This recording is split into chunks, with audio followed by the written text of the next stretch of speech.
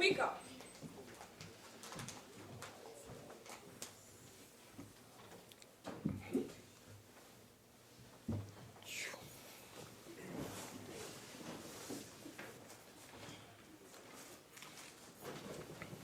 Yes, as we resumed after tea, the member for Princestown, you concluded your 30 minutes and you care to avail yourself of the additional 15. Kindly proceed as the debate continues. Thank you, Mr. Deputy Speaker. Mr. Deputy Speaker, just before we took the tea break, I was dealing with the issue of sealing with respect to plea bargaining and the sealing of those negotiations and some of the jurisdictions, both in the Commonwealth and outside of the Commonwealth, and how they have attempted to deal with the whole issue of sealing. Mr. Deputy Speaker, in the United States, having spoken about Jamaica and Bahamas and Nigeria and Zambia and India, I want to turn also to the United States. And in the United States, they have had much experience in terms of using the plea bargaining approach. Mr. Deputy Speaker, I want to read for you the Reporters Committee for Freedom of the Press, an article that was written by Brian Wesley after a committee was arranged of both attorneys and judges in several parts of the United States to determine what were their perspectives with respect to sealing of plea negotiations. Mr. Deputy Speaker, in that article written by Mr. Brian Wesley, it said, although the U.S. Justice Department no longer wants the public to have online access to criminal plea agreements, most federal courts have refused to categorically exclude the posting of such information. Instead, a majority of U.S. district courts have taken a case-by-case approach to restricting access with a presumption that such records remain open, according to a review of the nation's district courts conducted by the Reporters Committee for Freedom of the Press. Mr. Deputy Speaker, the article goes on to say that this approach has been welcomed by media organizations, also by several judges in the United States, and also several organizations that represent attorneys in the United States. It indicated that they were worried that blanket restrictions on plea information would make it difficult for them to monitor how criminal proceedings were resolved. The article says it would greatly hamper their ability, said Ken Ward Jr., Charleston Gazette reporter, who recently convinced the U.S. District Court for the Northern District of West Virginia to relax its policy of withholding all plea agreements from the public, both online and at the courthouse. The Justice Department became alarmed about the public's ability to access plea agreements on the internet after information about defendants who agreed to cooperate with authorities began appearing on websites like whosarat.com. That promoted the agency in 2006 to urge the federal courts to eliminate the public's access to plea agreements on PESA, the court's online docketing site. We are witnessing the rise of a new cottage industry engaged in republishing court findings about cooperators on websites for the clear purpose of witness intimidation, retaliation, and harassment, a memo from the agency said. And I know on the last occasion, a member for Port of Spain, North St. Anne's West, he dealt with some of these issues with respect to, again, some of the Commonwealth jurisdictions that has no formal regulations when it comes to the plea bargaining arrangement, but also he spoke about the United States. And again, I know he is the minister in the office of the Prime Minister in the absence of the Attorney General, who has indicated that he is very much interested in this particular research with regards to Jamaica. I'd also asked the member for Port of Spain North to also look at this in terms of the arguments that were put forward by three limbs, the judges of the United States. We had about 12 of them, and I can pass the information on to you. We also had several organizations that represent attorneys, similar to the Law Association here in Trinidad and Tobago, and we also had the Media and the Media Practitioners Association of the United States. So when they spoke about the access to plea agreement on PESA, the court's online docketing site in the United States, Mr. Deputy Speaker, the Justice Department in the United States wanted the courts to come up with a uniform nationwide policy for PESA access in response. And again, when the Honourable Member for Port of Spain North St. Anne's West spoke, he spoke about regulations and regulating whatever information is provided. And therefore, as I said, we in the opposition are not of the view that we should just be giving a blank check to persons who have committed criminal acts and criminal offences, but rather put the safeguards in place where plea negotiations don't necessarily have to be sealed in cases where it can assist in the apprehension of other criminals and also for repeat offenders. Mr. Deputy Speaker, rather than adopting a mandatory policy in 2008, the U.S. Judicial Conference, a federal court entity that implements practices and procedures for all federal courts, asked the federal courts to consider half-dozen approaches aimed at striking a balance between protecting information about those who cooperate with law enforcement and the need to maintain legitimate public access to court files. 2.5 years later, the Reporters Committee in that article said, Mr. Deputy Speaker, that they had found that the majority of the 94 federal judicial districts restrict internet access to the plea agreements on a case-by-case basis. Again, through the Honourable Attorney General and the Minister in the Office of the Attorney General, I'm hoping that a similar approach can be looked at in terms of the sealing of plea negotiations and plea arrangements. Mr. Deputy Speaker, this means that plea agreements that reveal cooperation by the defendant are presumptively open to the public. However, in instances where revealing such cooperation could lead to a substantial probability of harm, defense attorneys can move to seal the information. About a dozen other courts have decided to file all plea agreements publicly without any references to cooperation. In those courts, a supplementary document which is sealed contains information about the defendant's cooperation or statement that no such agreement exists. Mr. Deputy Speaker, a media lawyer, Jeffrey Hunt, who successfully urged the U.S. District Court for the District of Utah to adopt a case-by-case approach to sealing plea agreements, said he believes that the Justice Department overreacted to concerns about witness intimidation. Courts were afraid that whosarat.com would put all this information out there and there would be all kinds of negative consequences, and that just has not been borne out. Hunt said, once courts dug into the issue and gave it a thorough examination, they realized the fear had been greatly exaggerated.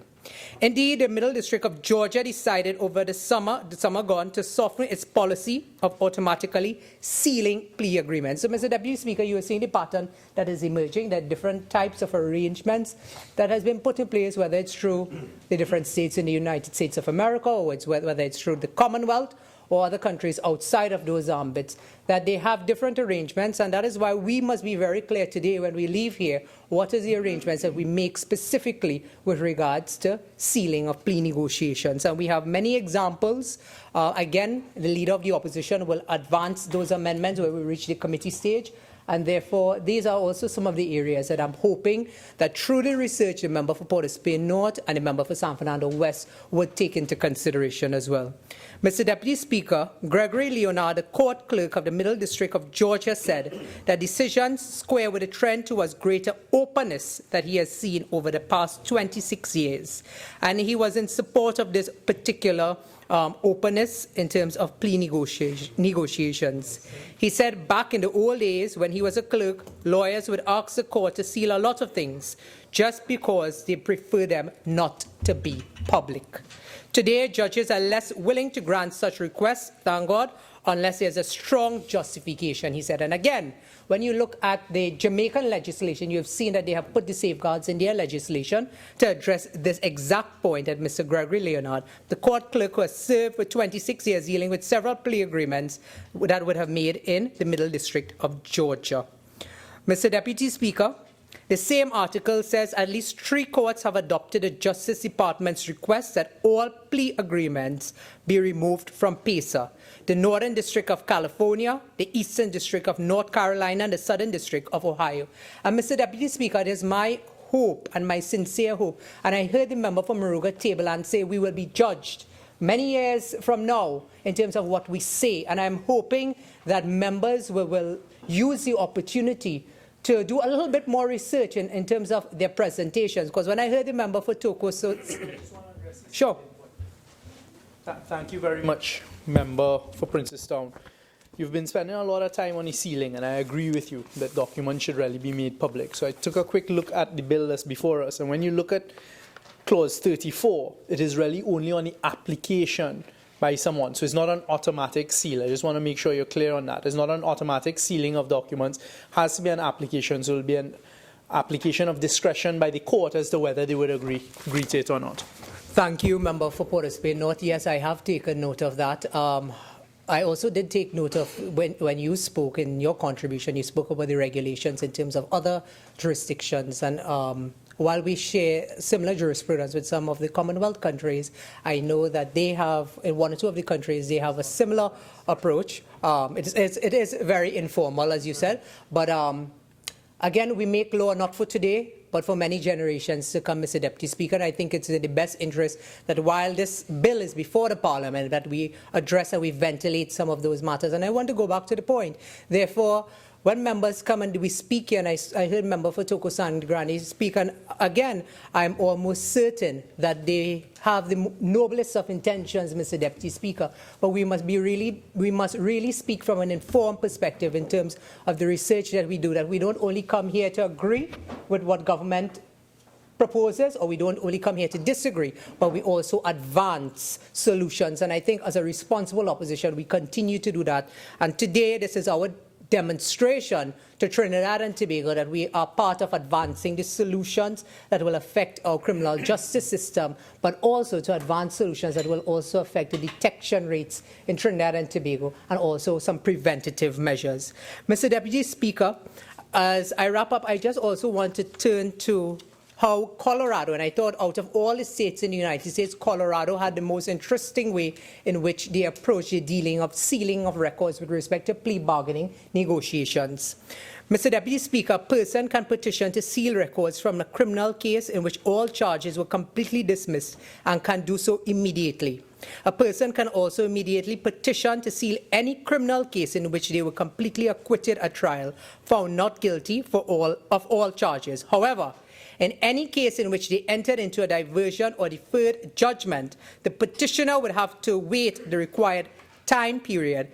Lastly, in any uncharged cases, the petitioner would have to wait until the longest possible statute of limitations completely expired, run out for the uncharged offences. And Mr. Deputy Speaker, it says that the general rule is that a person cannot seal the record of a completed deferred judgment and sentence that was deferred as a part of a plea bargain in another case. However, a person may still petition to seal records if they are records of official actions involving a case that was dismissed pursuant to a plea agreement in another case if, 1, 10 years have passed since final disposition of all criminal proceedings against the petitioner, and 2, the petitioner has not been charged for criminal offence in the 10 years since the date of final disposition in all criminal proceedings.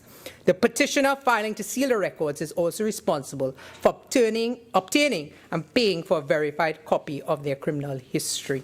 Mr. Deputy, you have 2 more minutes. Thank you. Mr. Deputy Speaker, in wrapping up, I really, again, would like to thank the House for the opportunity to have contributed. This is not a particular area of expertise for me, but I found a lot of joy in terms of doing the requisite research in order to advance solutions and advance ideas that occur in other countries. Mr. Deputy Speaker, through you, I would like to also ask that the member for Point Fortin, you know, there was a particular case in plea bargaining in the United States that dealt with a child, a 6-year-old child, who was sexually abused. His name is Clayton Morris. His father copped a plea. And the judge lamented that because of that plea, he could not impose a harsher sentence because it was after the fact. Unfortunately, it was a very old case, Honorable Attorney General, the case of Clayton Morris.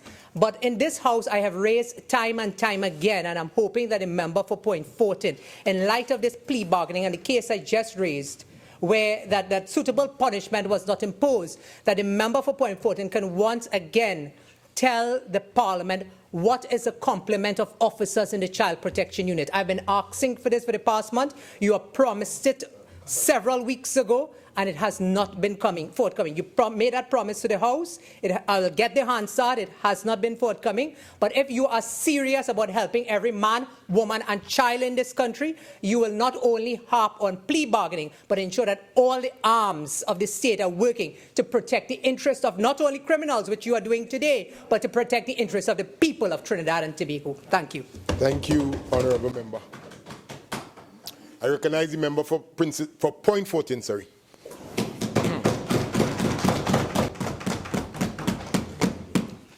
Thank you very much, Mr. Deputy Speaker.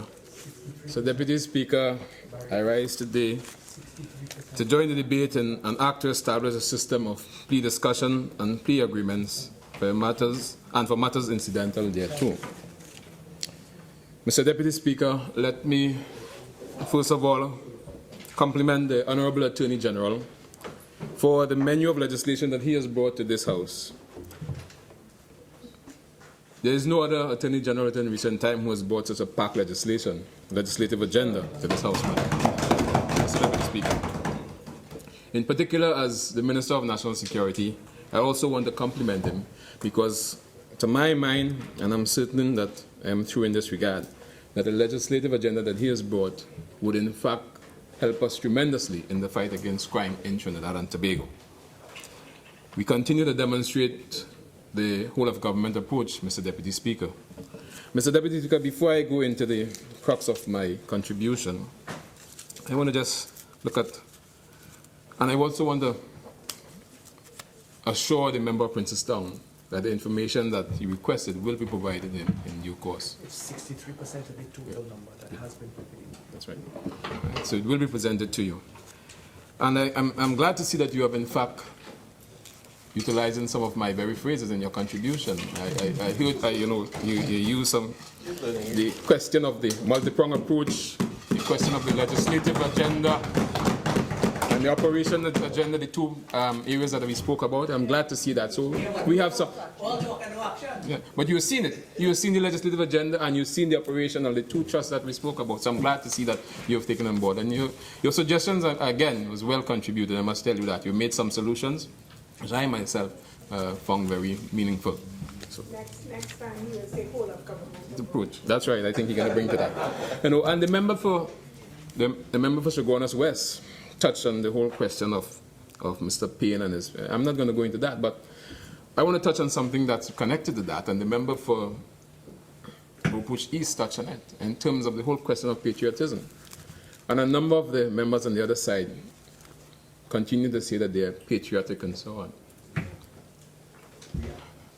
But you see, the thing is that, you see, Margaret Thatcher, former Prime Minister of England, once said, if a lady has to say repeatedly that she's a lady, then she's not. Because you should see her by her actions. Yeah, by her actions. So if you're saying to yourself that you are patriotic,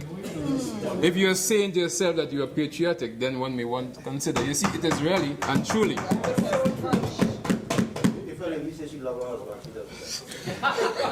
It is truly by your actions, you know. It is by your actions that you demonstrate patriotism. It's not by saying that you're patriotic. So it should be seen by your actions and by your commitment.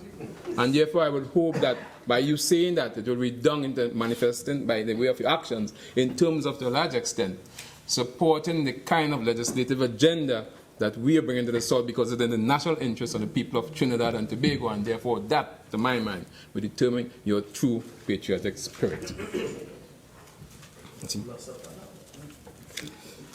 Mr. Deputy Speaker, and the member for Chaguanas touched on the whole question of the continuum of government. And this, we are responsible government. And therefore, we will continue while, again, the very act that we the bill that we're dealing with started under the last administration. As a responsible government, we intend to take it a stage further. And that's why we're here today, to take that a stage further, because we believe, and we sincerely believe, that it's in the interest of the people of Trinidad and Tobago to adjust and to amend and to improve on the criminal justice system. You see, Mr. Deputy Speaker, the criminal justice system that we inherit has its antecedents in British history and British culture. And so the whole system continues to evolve and continues to change. And we cannot be standing still while the society continues to change, while the criminal justice system continues to change. We know for a fact that the system as it is right now is hamstrung with delays in the entire system. And to my mind, Mr. Deputy Speaker, these delays do in fact have an effect on crime in Trinidad and Tobago. It does have an effect on crime in Trinidad and Tobago. And I believe that every member of this House will understand that delays in the court system does have a fact. There's a nexus between the delays and crime in Trinidad and Tobago. And while there is no doubt that initiatives have been done in the past in terms of trying to adjust, to amend the criminal justice system, it is an attempt, but it's not sufficient. We have to continue to look at ways to amend, to improve the criminal justice system. And the bill before us is only one such measure, Mr. Deputy Speaker. Because to operate effectively or efficiently, a criminal system must not allow itself to be locked into the procedures of the past. It must be able to adjust as society evolves. Because, Mr. Deputy Speaker, the criminal justice system cannot be static in an environment that continues to be dynamic. So when we looked at, for instance, Mr. Deputy Speaker, there was a case in point a while ago where a person appeared before the magistrate court with respect to arms and ammunition, and they were fined $15,000. $15,000. Now, if we understand that arms and ammunition are part of the weapon of choice right now in our society, then there must be some way that we could amend the criminal justice system to treat with persons who appear before the courts and guns and ammunition. I'm showing that, I'm telling you that to show that there must be a change in our system to suit the kind of society that we're evolving to. And remember, Chagonas West mentioned that, we live in life is in a state of nature. Life is short, nasty, and brutish. But that was a Hobbesian principle. But Hobbes also said that because of life is short, nasty, and brutish, then we had to have the Leviathan. Remember, that's why we surrender some of our rights to the Leviathan, which in present day is really the state. And therefore, there must be that body that must take charge. We have to surrender some part of our rights if we have to succeed as a society. And part of this bill, Mr. Deputy Speaker, is in fact we have to be able to surrender some aspect of our rights if this must work, as we have to in all jurisdictions, in all aspects of our life. So the Leviathan and Hobbes is really the state, and we have to be able to really surrender some of those rights for the state to take control. And this bill we may have to submit some of our rights, but at the end of the day, society will benefit, Mr. Deputy Speaker. Mr. Deputy Speaker, the Honorable Attorney General in a submission drew reference to law and culture and the influence of one on the other. Culture in its simplest form really is how you do what you do. And therefore, Mr. Deputy Speaker, if we are to make significant changes in the criminal justice system, we must change how we do what we do in the system. We must be able to change how we do what we do in the system. And again, I draw reference to the bill before us. It is going to change the way in which we do business. It's going to change our very culture. And this is one example in which the law is going to affect the culture and how we do business. Because we can't continue the way in which we're doing it. Otherwise, we will be saddled with, again, delays. We will be saddled with overcrowded remand facilities and so on. But more importantly, Mr. Deputy Speaker, we must first acknowledge the problem. What is the problem that we're trying to fix? What is the problem that we're trying to address with this bill?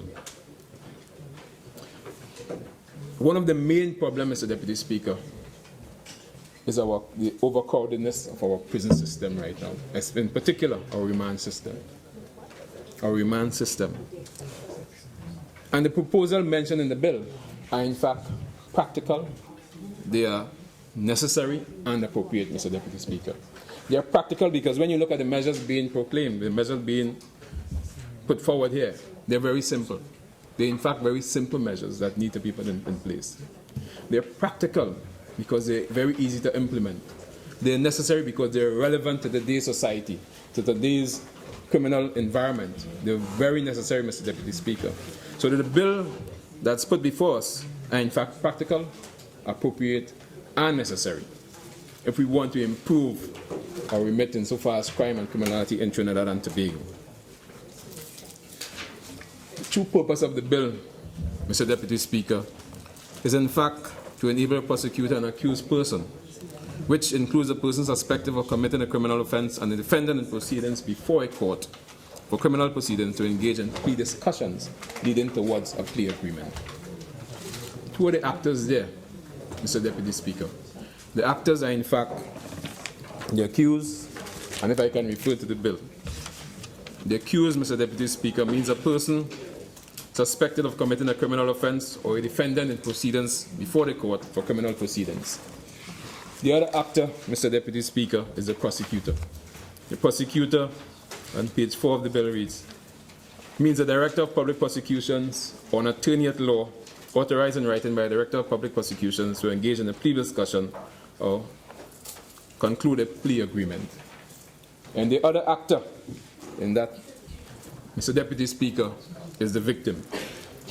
And the explanation says the victim means a person against whom an offense is committed, a person who suffers physical, mental, or emotional harm or economic loss as a direct result of the commission of an offense against another person, and also a business that suffers economic loss as a direct result of the commission of that offense. It also refers to the victim impact statement, which means a written statement made by a victim which is provided to the prosecutor. So those are the three actors involved, Mr. Deputy Speaker. And when you look at those actors that are involved, Mr. Deputy Speaker, it speaks to a conversation taking place. And one will understand right now, the whole justice system is looking at alternative dispute resolution, which is something that has been looked at in terms of rather than going to court, you use mediation to treat matters before the court. And so far it has been successful in some regards. To my mind, when you look at the plea bargaining, it's almost just a step beyond alternative dispute resolution. And all these are measures to treat with the overcrowding of the courts, the court's ability to treat the issues before them in a timely manner, Mr. Deputy Speaker. So the alternative dispute resolution, together with plea bargaining, would assist a great deal in treating the issues before the court. And I know that the member for Barataria San Juan has practiced alternative dispute resolution. He is one such person, and I'm sure he would agree with me when I say that alternative dispute resolution is one that has been worked in bringing matters before they even get to the court, in terms of mediations and arbitration, as the case may be, Mr. Deputy Speaker. So, what's the objective of this bill? The objective of this bill is really, to a large extent, to save time. And so the old cliche of justice delayed is justice denied. How do we save time? And when you look at the clauses in the bill, you would see to a large extent you're going to be saving time. You're going to be cutting public expenditure. You'll be clearing backlogs of cases, sparing witnesses, especially with respect to sexual offenses and so on. In essence, the bill will certainly create an avenue where deterioration of evidence. The member for Princeton talk about the rats eating cocaine, and that's because of the length of time that the evidence has to remain in custody, the length of time that evidence has to remain before the matter is brought before the court. And so if you look at plea bargaining, it allows for a speedier use of evidence. And so that the point that the member for Princeton raised with respect to rats eating cocaine could be something of the past, because evidence would be brought forth as quickly and as speedily as possible, and the matter would be treated expeditiously. There would also be the question of prolonged stress on victims in terms of the time that matters appear before the court. The unnecessary stress on the accused themselves.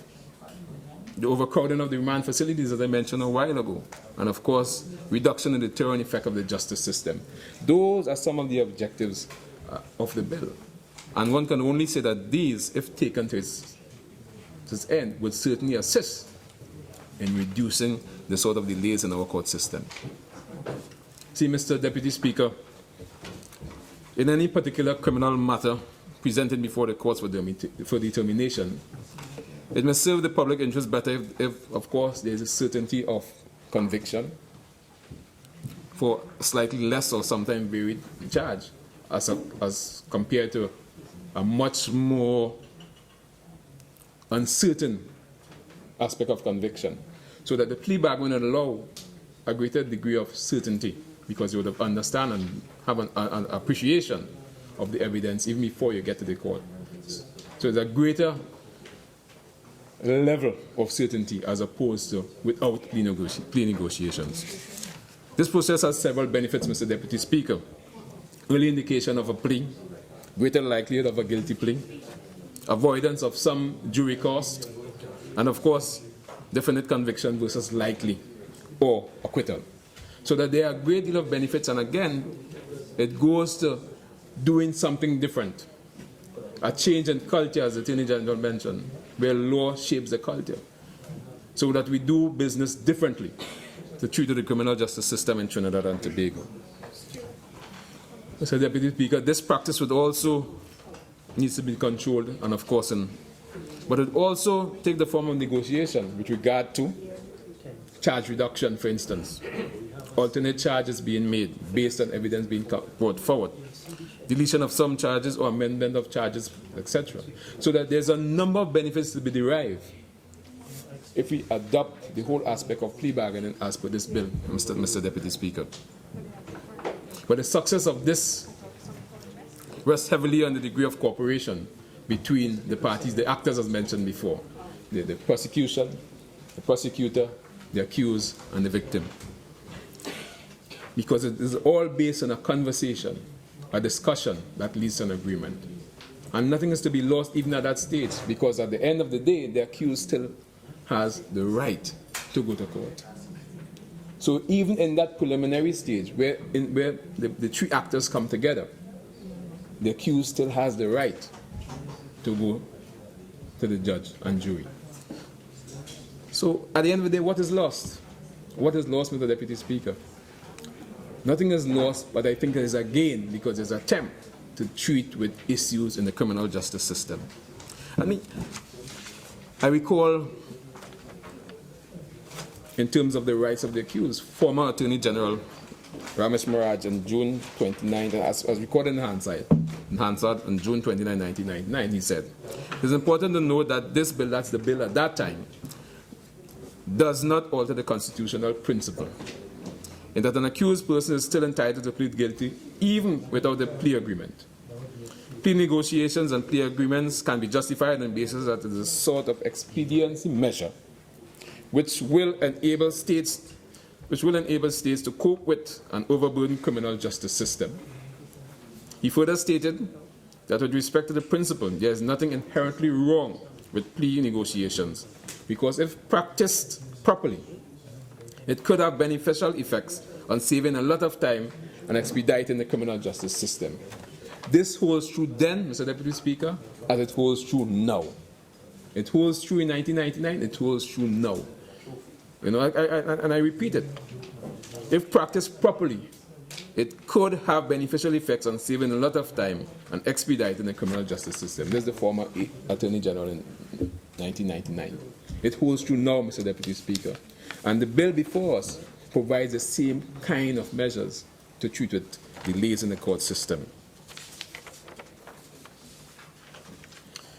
Mr. Deputy Speaker, when we look at the menu of legislation that the Attorney General brought to us, I use the analogy of the conveyor belt. And Henry Ford developed the conveyor belt system, where he says that when making the vehicle, there are certain kind of interventions from start to finish. When we look at the justice system now, what we're seeing here, what the Attorney General is doing, is bringing a number of different interventions. So we have the legislative approach and also the operational approach. So we're dealing today with the legislative approach. And the Attorney General has brought several interventions to treat with that. As I mentioned a while ago, a menu of legislation, a menu of bills to deal with the criminal justice system, which again, there's a nexus between those bills and crime in Trinidad and Tobago. On the operational level, Mr. Deputy Speaker, to work simultaneously with the Attorney General's legislative agenda, the Ministry of National Security has in fact looked at increasing the detection rate with respect to Trinidad and Tobago Police Service through an increase in crime scene investigators. We've seen the commission of a manpower audit in the Trinidad and Tobago Police Service, something that has been talked for years. For years it has been talked about. And it is very necessary if we are to understand the true remit of the Trinidad and Tobago Police Service, to understand what do the members of the Trinidad and Tobago Police Service do. and how do they effectively treat based on the human resource, based on the equipment and so on, the crime and criminality in Trinidad and Tobago. But we have the manpower audit taking place right now. So I'm talking about the operational approach that complements the legislative approach. Again, we've talked about the whole question of the DNA custodian and DNA and the data bank. We have now on board a DNA custodian, Mr. Deputy Speaker. We have on board the DNA custodian. And within the next month or so, we will see the DNA data bank being established and set up in Trinidad and Tobago, Mr. Deputy Speaker. So you will see, again, all those are different kind of measures. So you cannot look at this bill in isolation. You cannot look at the plea bargaining bill in isolation. You look at the number of different initiatives that's taken place to treat with crime and criminality and justice, to treat with the justice system. We have also now have in place the management structure for the electronic monitoring bracelet. Again, something that's been talked for some times. And as the member for Chaguanas West mentioned, the continuum of government. It has started before our time, but we didn't throw it out. We know that it's something that is good and is useful. There's utility in it. And therefore we continue now with the implementation stage. So we now have on board the management system and the framework for the electronic monitoring mechanism. And we are about to look at the service provider and establish that again. You will see that taking fruit in the nearest possible time, Mr. Deputy Speaker. So we continue to treat with both the legislative agendas and the operational agenda side by side to treat with the issues of criminality. So, Deputy Speaker, let's go back to the bill a bit and see what, again, does the bill really target. And I will say again, it deals with the whole question of overcrowding in our court system. What is the state of nature in our court prison system right now? So, Deputy Speaker, permit me to just quote some statistics for you in terms of, one, I'll give you an idea of the amount of arrests Police Service did in 2016. I'll give it for the full of 2016, Mr. Deputy Speaker. For serious crimes, in 2016, number of persons arrested for 2016, from January 1st to 31st of December 2016, 3,361 persons were arrested, Mr. Deputy Speaker. For January 1st to December 31st, 2016, 3,361. That's serious crimes alone, Mr. Deputy. And serious crimes really touch on murders, wounding and shootings, sexual offences, serious indecency, kidnapping, break-ins, robberies, fraud offences, general larceny, larceny of motor vehicles, larceny of dwelling houses, possession of narcotics, and others. That's the breakdown, Mr. Deputy Speaker. So you see the amount of people being arrested. And that's just serious crimes. If we look at minor crimes for the same period, minor crimes are 6,738 persons were arrested for 2016. But what's important, Mr. Deputy Speaker, out of that 6,738 persons who were arrested in 2016, the highest figures were in fact possessions of firearms and ammunition, 2,159. Possession of narcotics, 3,582. Those, Mr. Deputy Speaker, were arrested in 2016. Now, if you look at those people who are arrested and have to go before the courts, let's look at the nexus between those numbers and putting in place the whole question of plea bargaining that this bill proposed to do, Mr. Deputy Speaker. You could understand that the reduction in terms of court times and court delays, this bill would have a serious effect on that, Mr. Deputy Speaker. If we go down to minor offences again, another 1,573. So that the amount of people being arrested per year roughly ranges from about sometimes as much as 10,000 people. Roughly about that. When you add up serious crimes and minor crimes together. Roughly about that. So if you look at the quantum of people being arrested by Trinidad and Tobago Police Service, and they all have to appear before the court, then this bill before us would in fact bring some kind of relief to the court system in terms of plea bargaining, a plea conversation, a plea discussion leading to a plea agreement where a number of persons who committed. Especially I touch on the high percentage of people involved in crimes with respect to guns and ammunition and narcotics, which are the two main areas, Mr. Deputy Speaker.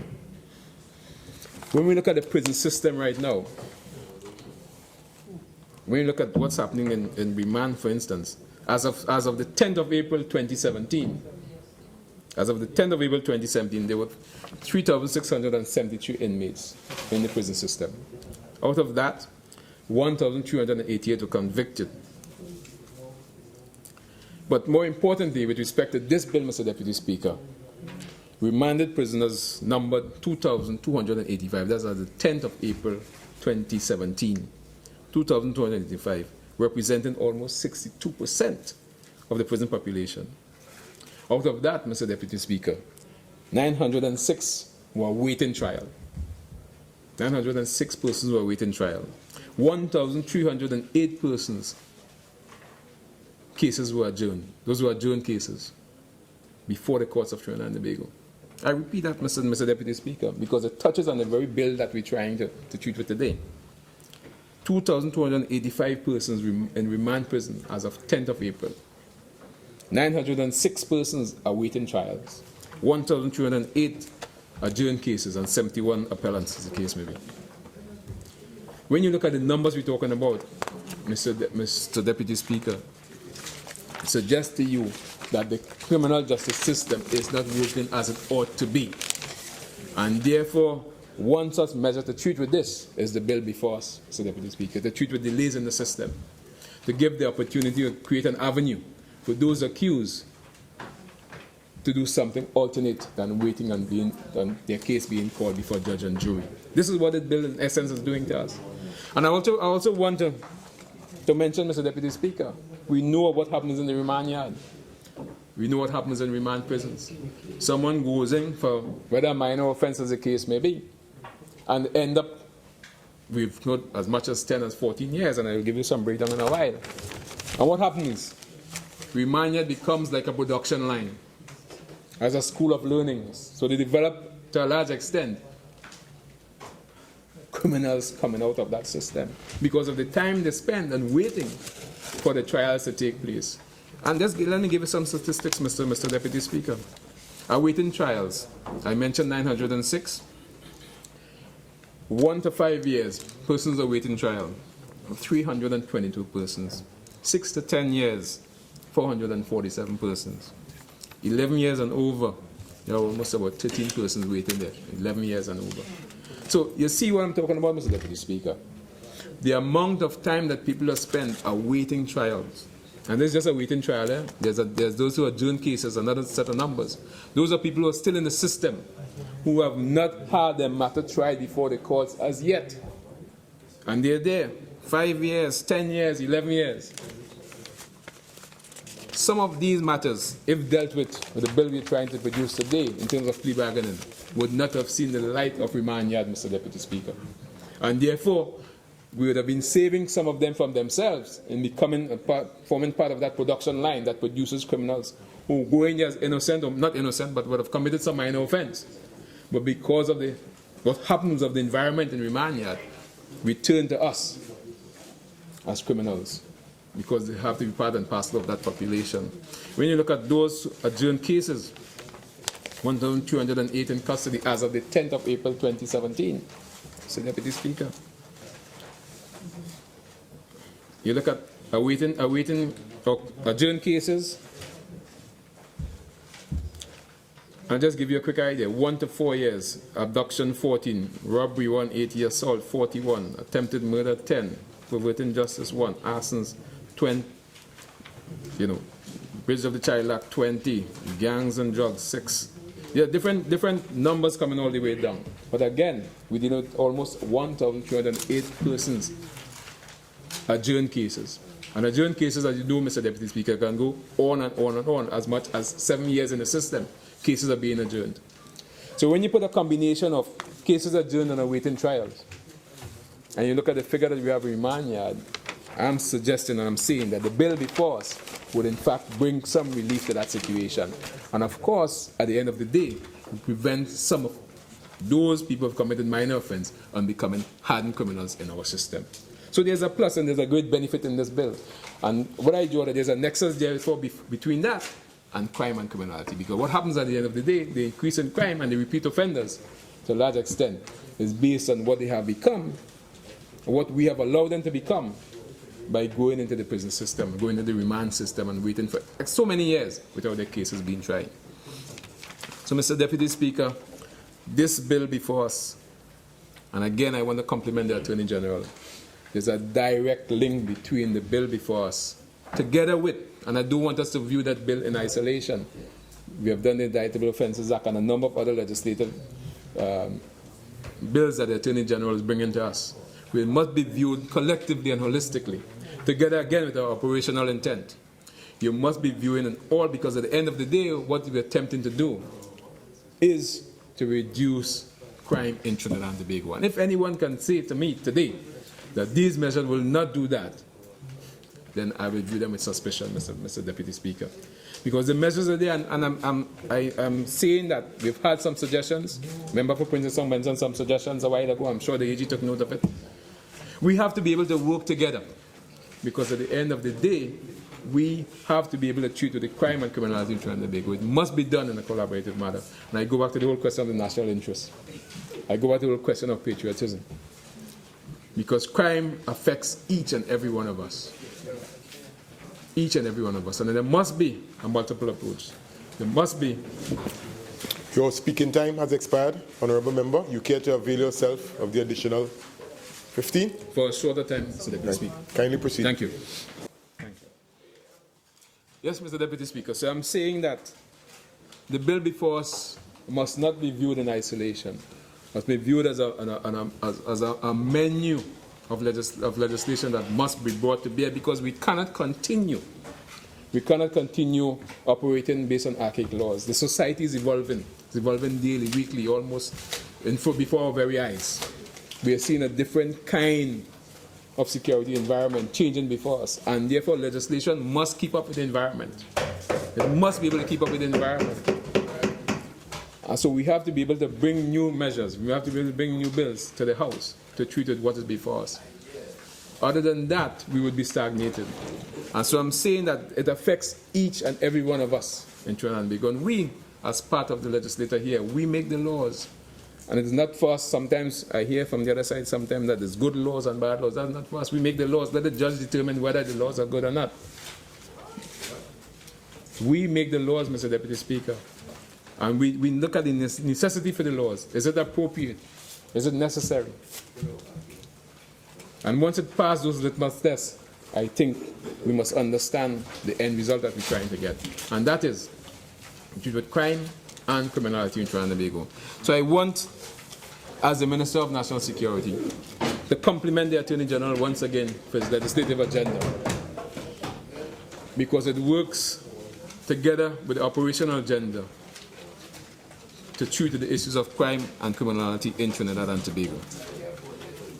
Mr. Deputy Speaker, I close by saying treating with these matters has nothing to do with politics, but an understanding that crime affects each and every one of us, and we must do so in an atmosphere of collaboration and cooperation to bring measures that are purposeful, that are appropriate and relevant to reduce crime in Trinidad and Tobago. I thank you very much. I recognize the member for Barataria, San Juan. Thank you, Mr. Deputy Speaker. I want to indicate to the member for Point Fortin, he gave me some food for thought based on the contribution I was about to make. And seeing that we were both mediating instructors together, and the member for Rico Molini does not believe that, but it is so true. First, let me start saying what is this bill about and what are we trying to do with the bill? And I've been hearing from the various quarters, this is a bill designed to fight crime. And in all ways that I'm looking at, how is it going to augur well to fight the crime utilizing this bill? Now, mind you, Mr. Deputy Speaker, I am not against plea bargaining, but the job of the unfortunately termed opposition rather than alternative government is to basically poke holes in legislation so we could end up with better legislation, better legislation, if there so is a problem. The Attorney General started off by some assumptions for the plea bargaining process, such as one, that Trinidad and Tobago, Mr. Deputy Speaker, is an ideal world where all innocent people will be freed without actions or penalties in plea bargaining processes. All guilty people Member will be for charged. Barataria San Sure. two members, the one on the government side and the one on the opposition side, please. You all are free to have your discussion on the outside, but I'd like to hear the discourse of the member, please. Proceed. Thank you, Mr. Deputy Speaker. I'll go back to it. The assumptions that have been done for plea bargaining would be, one, that all innocent people who are in the process of plea bargaining will be freed without penalty and they will not be judged guilty, which is not so in this case. Then all guilty people will be charged and given the appropriate penalty for the crime that they committed. That is not going to be so. It also assumes that the DPP office has all resources available to it. It also assumes that all witnesses brought forward by prosecutors will be truthful and unbiased. It also assumes that all prosecutors will be fair and unbiased.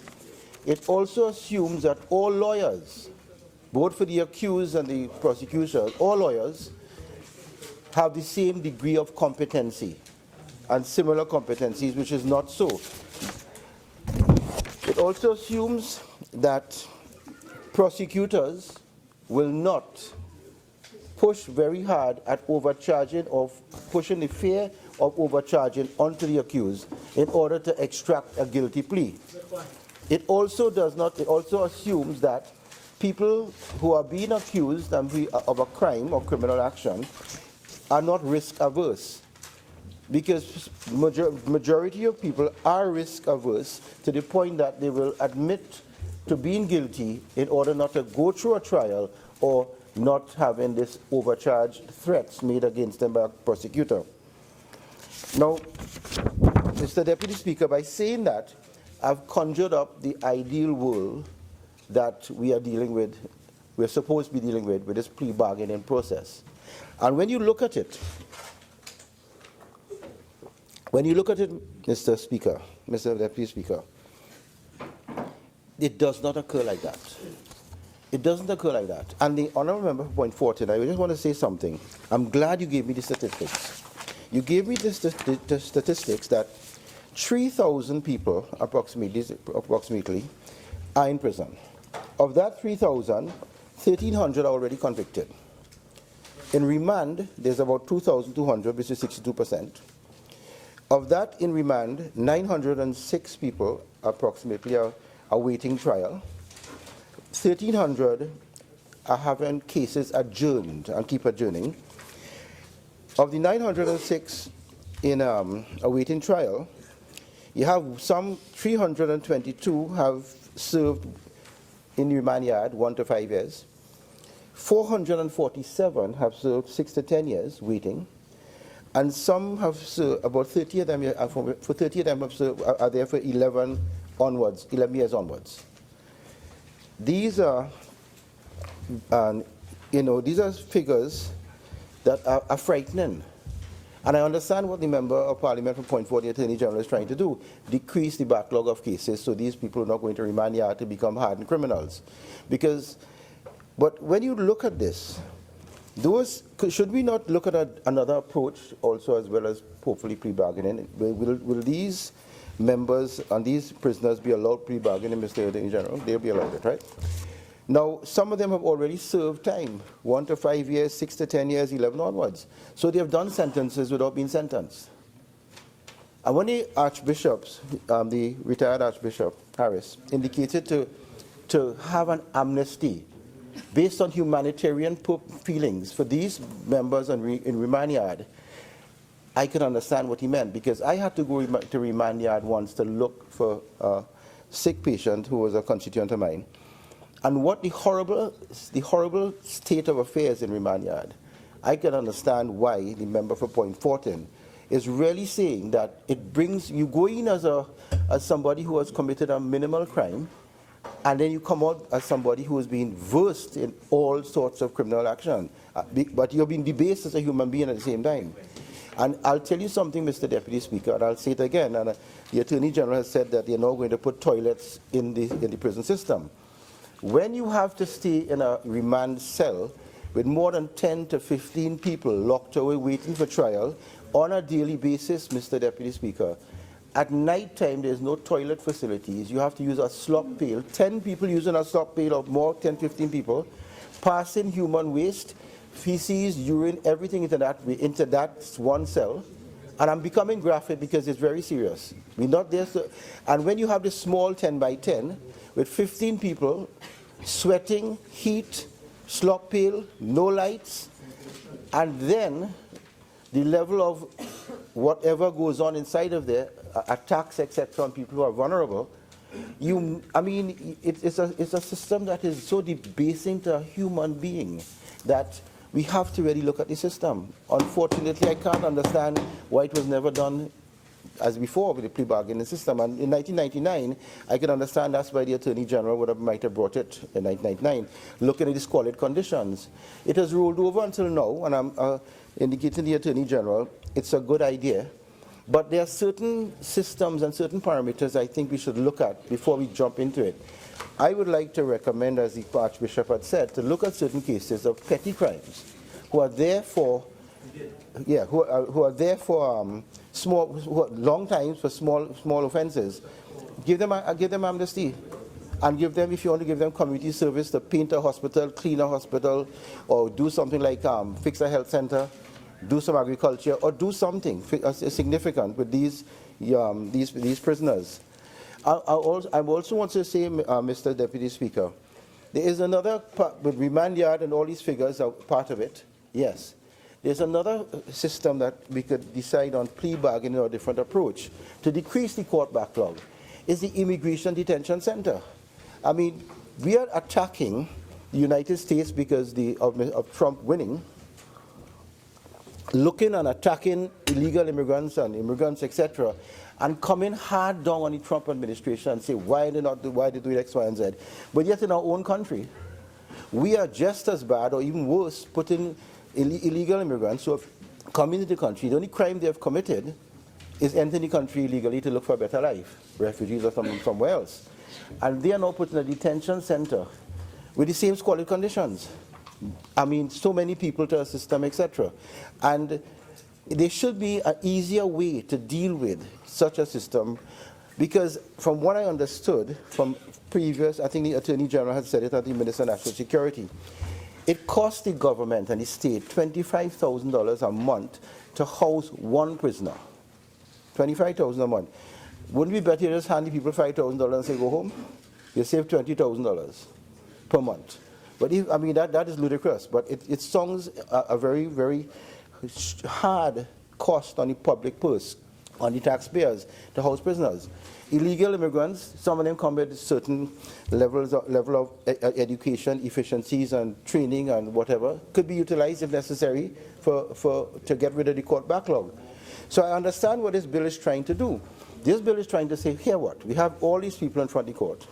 Bad ones, medium ones, and indifferent. We are going to take the small crimes, the petty crimes, and so we can spend more time on the bad crimes. That is basically this plea bargaining. And make sure that we can not allow many people to enter the court system who don't need to be there. Now, I just want to read something about, I took it off the comparative law and economics of plea bargaining from, I think it was Harvard Business School or somebody here, Harvard. It's just the introduction. A plea bargain is an agreement between prosecution and defense whereby defendant pleads guilty in exchange for a more lenient sentence and a full trial is avoided. Although plea bargaining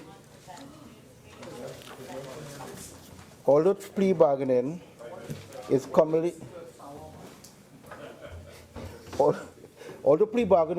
employed in some countries, it is heavily restricted in some others. And I just want to read something. To illustrate the different policies with regard to plea bargaining, while the United States does not restrict the use of plea bargaining, France, until recently, had not permitted defendants to plead guilty to indictments. In a reform of March 9, 2004, France introduced a version of guilty pleas and bargaining. But this new procedure is limited to crimes punishable with no more than 5 years in prison. So it has a schedule and a systematic definition. And allows the prosecutor to propose a sentence not exceeding 1 year in prison. This reflects the different restrictions on the use of plea bargaining. In 2005, only 4% of French decisions by correctional courts were made using the new guilty plea procedure. In contrast, the same year, the United States, 86% of criminal cases were closed as a result of the guilty plea. So you look at the United States, say 90% of cases, they use the plea bargaining process, and in France, you're looking at 5. Now, Mr. Deputy Speaker, United States has the most amount of plea bargaining. And from statistics that have been presented over the time, the United States has 20% of the world's population, they say, right? But it has 80% of the world's jail population. If you understand what I'm saying. Of all the prisoners in the world, the United States has 80% of the total. So in other words, did plea bargain really help? You have correctional centers and jail centers in the United States of America with the plea bargaining approach that has increased the volume of people incarcerated. So really and truly, had there been no plea bargain in the United States of America, everybody would be in jail, according to the statistics. So I'm just asking, is this, where are we going from here? And another thing, Mr. Attorney General, before we lose points in Clause 25, the court may reject a plea agreement entered into between the prosecutor and the accused person if the court considers it in the interest of justice to do so. And furthermore, where a judge or magistrate rejects a plea agreement, it goes on in open court, etc., and the DPP could appeal the appeal, and it goes on. I would like to recommend something, Mr. Honorable Attorney General. Since you're going to go through the whole process of accused, prosecutor, plea bargainer, open court, and there's an agreement somewhere in between there, and they've come to a decision that the plea agreement stands on a basic amount of penalties or whatever it may be, whether it be good, bad, indifferent, that you should think about amending the law that the court shall not reject a plea agreement. Because you've gone through all the processes already, as Dr. Tiwari has indicated, it may be dangerous, but you should look at it, because at the end of the day, you're going through the whole process that you're trying to not do, to free up a court system, but you're telling the individual, you could still not have your plea agreement if the court so desires. Now, I understand why you're doing it. And it all depends on, if you look at the France model, where it says that crimes not punished by more than 5 years could be going to plea bargaining. Other crimes may not so to do. If you allow anyone with no schedule of criminal activity deal with plea bargaining, you are going to get people who are guilty and know they are guilty and have committed a heinous crime, let's suppose robbery, armed robbery, etc., with violence, plead to a lesser crime of petty theft. You may get that, and you get lenient sentences. Whereas you have somebody who is an innocent person, because they've been browbeaten by a prosecutor who wants to go home early, or instills the fear of overcharging and all these other things onto that risk-averse person. He says, I'm guilty, and ends up with a. So what I'm saying to you, you have to define who will be allowed to plea bargaining, who will not be allowed to plea bargaining. Not everybody will do it, and what kind of prosecutors we do are looking for. So in other words, if you come to the decision that there is a plea agreement and the plea agreement will be given this, it shall not be overturned by a judge or magistrate, or maybe unless on the advice of the DPP or something like that. Now, Mr. Deputy Speaker, sometimes we ask ourselves, why are we doing this? We are doing this not because of terrorism, not because of as they say, drugs or incarceration. We are doing this to clear the backlog in courts. This is the whole idea behind this bill. Clear the backlogs in courts, hoping that the courts will spend more time on criminal, as they say, harder criminal activity. But as the member for Point Fortin said, this whole thing is a conveyor belt system. When you try to reduce the backlog at this end, you're having an increase at the other end.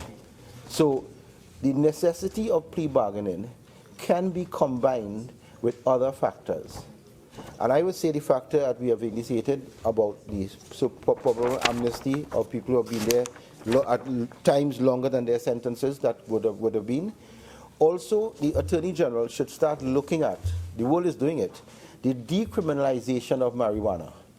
If you decriminalize marijuana to the extent that 1 or 2 joints, so people have these medical marijuana, etc., and the quantum is such that it is not necessary to charge a whole car, a whole house, carry everybody down and put them under trial, etc., you will be able to decrease a lot of the so-called drug crimes. You also will be at the same time, Mr. Deputy Speaker, don't condemn a young person to a life of a charge over the head for drugs, which is a lot of, as I say, a couple of my constituents have come to me, as well as I have heard others mention it. Somebody in their teenage years have been caught with, let's say, a joint. They are now, in their certificate of police of character, is written charged for 2 grams or less than 2 grams of marijuana. This was about 20 years ago or more. As a result of that, Mr. Deputy Speaker, they cannot get a visa to go to the States, England, Canada, or anywhere. And we heard about a seasonal worker who could not go ahead after 20 years of being convicted to get the visa to go and see about his family. And he's looking for a presidential pardon. No. Law is made for not just today, for the future. And if we are looking at changing the way we do business and we do things, we have to look at the process of decriminalizing marijuana to a certain quantum, medical marijuana. And a lot of states, United States, have done it, and it's been there. What other methods can we do to decrease the court backlog? There was a Department of Justice in South Africa, and they found that certain specific developments, such as it becoming more trial ready for cases, focusing on efficiencies in the trial phase under consideration, protocol for legal aid cases must be approved rapidly, mental observation protocol being finalized, protocol on service requirements and procedures for forensic chemistry labs be developed, protocol to deal with bail conditions under consideration be developed, monthly monitoring of overcrowding in correctional facilities should be looked at, protocol on foreign national remand detainees and persons detained for deportation under consideration in the justice crime prevention system. Because they have found that the contributory factors to backlogs were capacity constraints, such as the insufficient number of skilled detectives, insufficient number of court clerks, court managers, interpreters, prosecutors, etc., poor police investigators, capacity constraints within the National Prosecuting Authority, slow turnaround time in filling vacant magistrate posts, high workload for civil courts, family courts, and high courts, inadequate coordination around case flow management. It also goes to say that certain judges, magistrates, police, prosecutors, etc., they don't work the length of time because they are public servants, and they don't work as a normal private system might work. So in other words, they adjourn cases accordingly and increase the backlog. It also says that the court backlog is done because of the different legal personnel increasing the amount of time to get the witnesses available, etc., to decrease the efficacy of the court. Now, there's an article by a guy called Tim Lynch in the July 2011 issue of Reason. He is Basically, he is the director of the Institute of Project on Criminal Justice. What he indicated, and the Attorney General should think about this, that is an indirect, unconstitutional action of plea bargaining. They said the image of American justice is widely off the mark. Criminal cases rarely go to trial because 95% are resolved by plea bargains. In a plea bargain, the prosecutor usually offers a reduced prison sentence if the defendant agrees to waive its right to a jury trial and admit guilt in summary proceedings before a court. Now, plea bargaining was not discussed at the Constitutional Convention during the ratification debates. This is in the Declaration of Independence. And they go on to say there is an astonishing discrepancy between what the constitutional text promised and what the criminal justice system delivers. No one ever proposed a radical restructure of the criminal justice system where plea bargaining became the criminal justice system and not an addendum to the criminal justice system. It slowly crept in and dominated the system. It may happen here. They said plea bargaining has two advantages: less expensive and time-consuming than jury trial, which means to say prosecutors can haul more people to the court and legislators can add more offenses to the criminal code, just as politicians. Secondly, by cutting the jury out of the picture, prosecutors and judges acquire more influence over the case outcome. From a defendant's perspective, plea bargaining extorts guilty pleas. People who would never have been prosecuted may think there's no way they would plead guilty to a crime that they did not commit. But when the government or the prosecutor has a witness, inverted commas, who is willing to lie, and your own attorney urges you to accept 1 year in prison rather than risk a 10-year sentence, the decision not to plead guilty becomes harder. As William Young, then Chief Justice of the U.S. District Court in Massachusetts, in 2004 opined, the focus of our entire criminal justice system has shifted away from trials and juries and adjudication to a massive system of sentence bargaining that is heavily rigged against the accused. Now that is what is happening. So at the end of the day, Mr. Deputy Speaker, are we going that route that the Americans have gone to where 90% of the cases are now plea bargain cases, where innocent people will normally take the guilty route so they won't have to go through a trial, where prosecutors will push very, very hard so-called evidence against innocent people and make them say they're guilty. And it may reach a stage also, Mr. Deputy Speaker.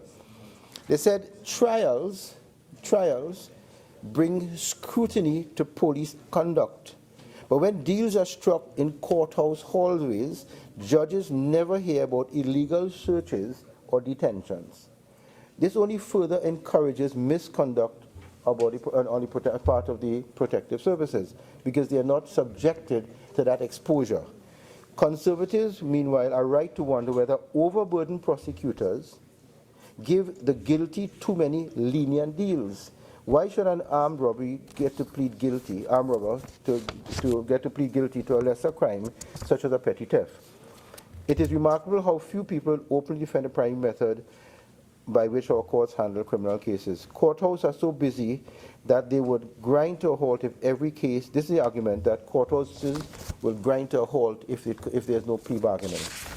But what it does, Mr. Deputy Speaker, is indicated that because of that action of decreasing the court backlogs and indicating by word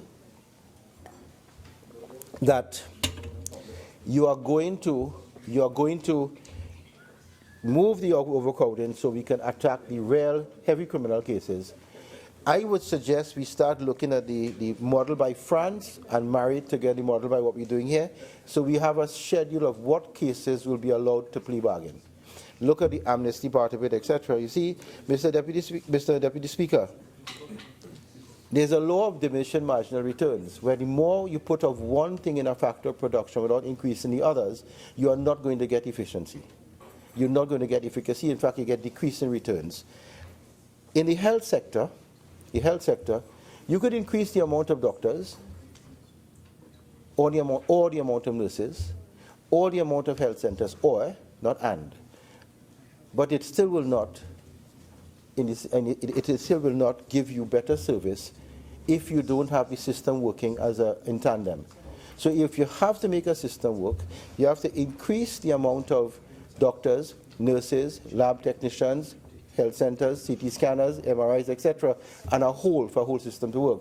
So if we are saying to this thing that the P-bargaining system, as I say, is one part of the armamentarium, is correct. But you talked about electronic monitoring, which I said the other day, electronic monitoring, to get a community service. And these are things, Mr. Deputy Speaker, that we have to look at in a whole manner to, as I say, determine exactly where do we go from here. We know our detection rate is low, and I asked myself, there was a bombing in St. Petersburg. Russia is a bigger place than we are, and in 1 week time they can catch the perpetrators or whole people.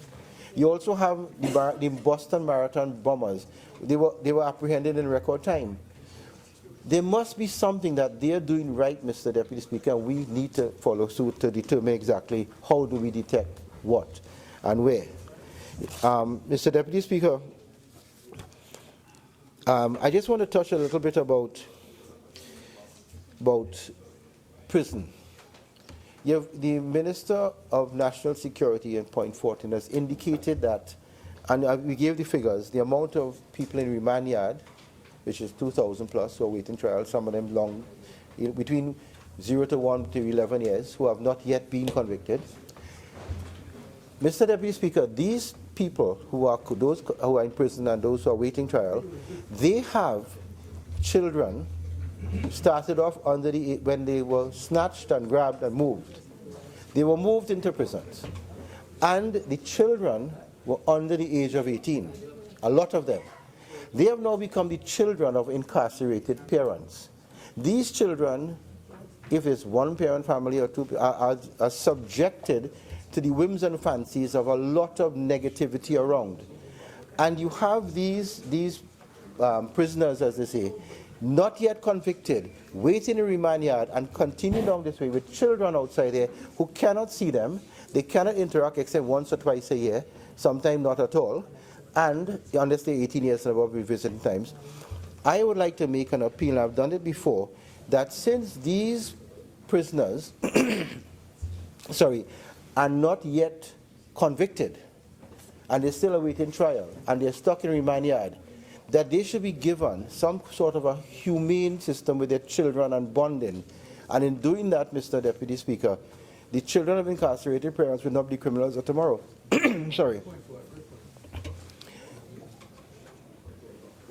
I remember when we were in office prior to this, we started a process which I think Minister Hines at the time, in his incantation as junior minister, we started giving the children of incarcerated parents under the age of 18 access to their parents at certain times of the year. But there's a San Francisco study that has shown that if you allow children to be with their parents who are incarcerated on a regular basis in a fixed area that is designed for same, you will get the parents, the children, and the society moving in a forward direction of non-criminalities. Because a lot of these children of incarcerated parents are subjected to a lot of abuse. And it makes both sides change their ways, Mr. Deputy Speaker. So I'm calling on the Minister of National Security, my friend from Point Fortin. Could you kindly look into that and make sure those visits are weekly or in an area that they could meet their parents, and as bonding will take place rather than that negativity. And also, the Attorney General, just take on the point that I asked about, once a plea bargain has been reached, whether we should not reverse that decision. Because as Dr. Tiwari, the member of County Central said last day, you could have somebody pleading guilty today, going through all the arrangements, end up... You want to give way for 2 minutes? Sure. Yeah. Thank you. Okay, proceed. Just want to show you that in terms of family visit, it still continues in the prison. That started before. So there are certain times of the year that the prison commissioner allow the family members to visit those who are inside, to keep that bonding going ahead. So it continues.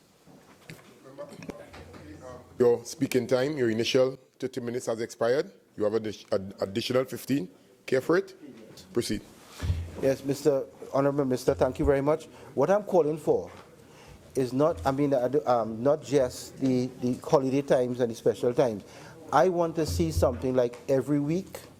They will have some time to spend with their children and bond in a specific area, which will be made available for such a thing under supervision.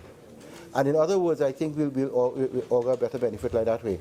As I was saying, Mr. Deputy Speaker, the member for Caroni Central made a salient point when he said that today you could plead guilty in a plea agreement and the court will throw it out tomorrow and say they're no longer going to accept the plea agreement. You've already pleaded guilty. Do you have to now come back and unplead guilty? Or if the court rejects it, the legislation has said that the DPP can now go to the appeal court. Now, Honorable AG, DPP going to the appeal court to appeal a court decision to disallow a plea agreement. You understand what I'm saying? And then the other person could also go to the appeal court. You have to give if you can answer, will that really and truly allow for rapid movement? If it goes on like that, it could go back and forth like a tennis ball on a tennis racket. So, Mr. Deputy Speaker, that is one point I would like clarified. Children of incarcerated persons. I would like also the Attorney General to look at the immigration detention center, and try a bit, because what I have found in my little workings on it, there are many people who come to this country as illegal immigrants who have very good skills, excellent skills, and would like to make a life here. And we are here condemning the United States and Trump for throwing people out, etc. We would like to, Mr. Attorney General, look at see how we could basically use the skills to benefit our country moving forward, rather than just locking them up and locking them away and throwing away the key and spending $25,000 a month to house people there. You see, Mr. Deputy Speaker, we have, the Prime Minister in his statement talked about economics of the country, and the Minister of Finance always indicates that we need to look in a different direction. Rather than spending money in that way, we could actually save money and give community service. We have health offices that need fixing. We have, and by the way, Mr. Minister of Finance, those people who fix the health offices would like to get their money, the CPEC contractors. As I'm at it, the contractors, they will yes. I had to get that in. I had to get that one in. That'll benefit every single one of us members, Mr. Deputy Speaker. Anybody who's been elected and runs a constituency, such as yourself, myself, and everyone here, I don't know if the Martin Ortiz has any of the contractors there who did any work. But he obviously hasn't, because they're not asking him for the money that the government owes. But at the end of the day, Mr. Deputy, thanks for that interaction. I would like to just end by thanking you and thanking the Attorney General for thanking Johnny the Baptist for bringing the legislation that was started off and understand the continuity. And as Johnny, sorry, I apologize to the Christian community. Thomas Paine didn't apologize, Thomas Paine, I did apologize to the Christian community. I meant John Baptist. You are going sorry. Address the chair and you're coming to your conclusion. Member for Ruka Maloney, she has that effect on me. Ask her as well. Okay, Mr. Deputy Speaker, thank you very much. And the Attorney General, just continuity as we move forward. Thank you. I recognize the member for Tabaquite. Thank you, Mr. Deputy Speaker. Thank you. Mr. Deputy Speaker, I am also very happy to join this debate and contribute to this debate. But in doing so, I would like to make the initial point, Mr. Deputy Speaker, that what we are dealing with here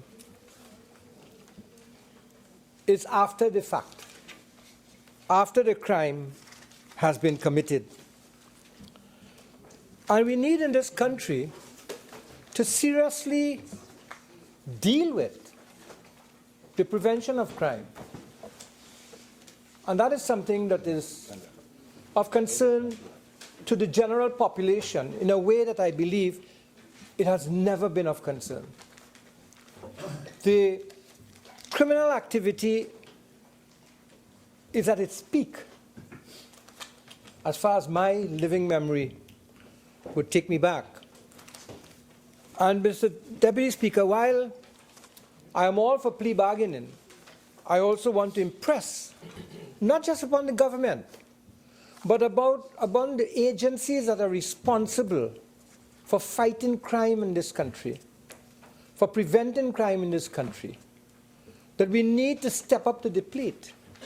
And we need to do a lot more than we are doing in order to bring peace in the country, hope in the hearts of people, and more than not, the feeling in people that they can move around the country without fear, and that their personal and family safety will be secured.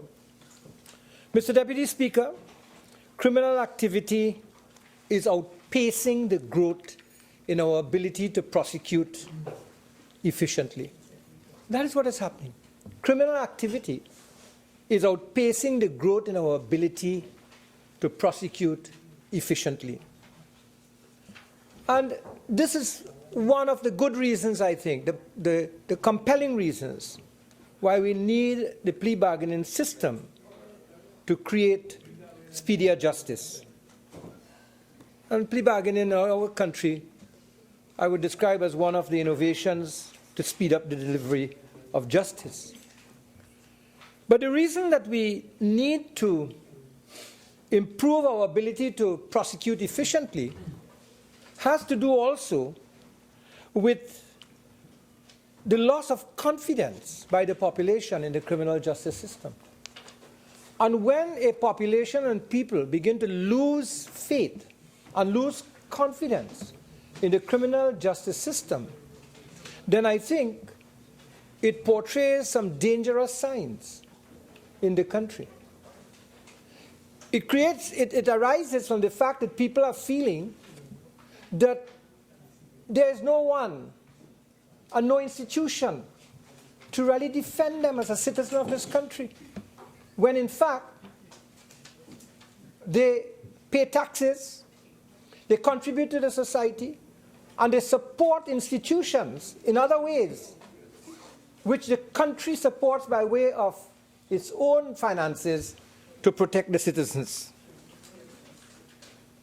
But when people also lose confidence in the system, they grow to disrespect the system. And that, to me, is even more dangerous. Justice is delayed in this country and will continue to be delayed for a long time because of the crowded justice system, Mr. Deputy Speaker. So we must deal with the fact that criminal activity is outpacing the growth in our ability to prosecute efficiently.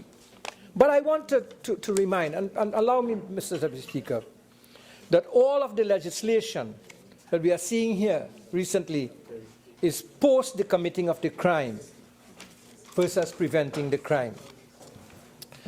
Mr. Deputy Speaker, there is general consensus. I think no one in this House disagrees with the fact, and I think the population also agrees with the fact, that plea bargaining can assist with the reduction in the vast backlog of cases. But the problem of the criminal justice system, or the problems of the criminal justice system, is far more deep-rooted and far more complex. Excuse me, member. Leader of government business, please, could you turn down your little meeting there, please? Thank you, Mr. Deputy Speaker. Mr. Deputy Speaker, in fact, there are many impediments to that delay the administration of justice in Trinidad and Tobago. And one recalls at the start of the 2017 law term that lawyers and judges gave their opinions as to the cause of the delay in the criminal justice system. And I remember one legal expert talking about the delay by judges in delivering timely rulings. And if I recall, Mr. Deputy Speaker, maybe I'm subject to correction, Mr. AG, that the reason given was that some judges do extensive research before giving a decision on preliminary points in fear of the decisions being overruled in the appeal court. And it was also observed that some judges were reluctant to rule immediately on relatively simple points of law and allowed defense attorneys free rein to cross-examine witnesses for days on matters unrelated to the prosecution's case. And that legal expert also talked about the culture of adjournments, not only frustrating witnesses, but sometimes deterring them from cooperating because of possible job loss and loss of financial earnings. So when we talk about impediments to the delivery of justice, we have to also talk about all of these other factors that surround the delivery of justice.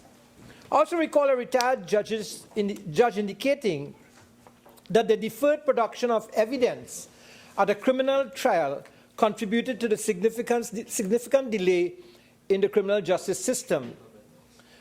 For example, there are people who will tell you that you need to tighten up notes of evidence at preliminary hearings, which often take a long period of time.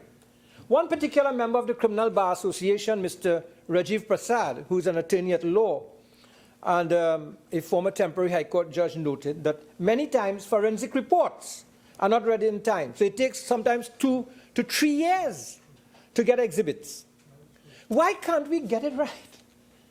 Why can't we partner with a foreign government who have done it right in order to get our forensics right in the country?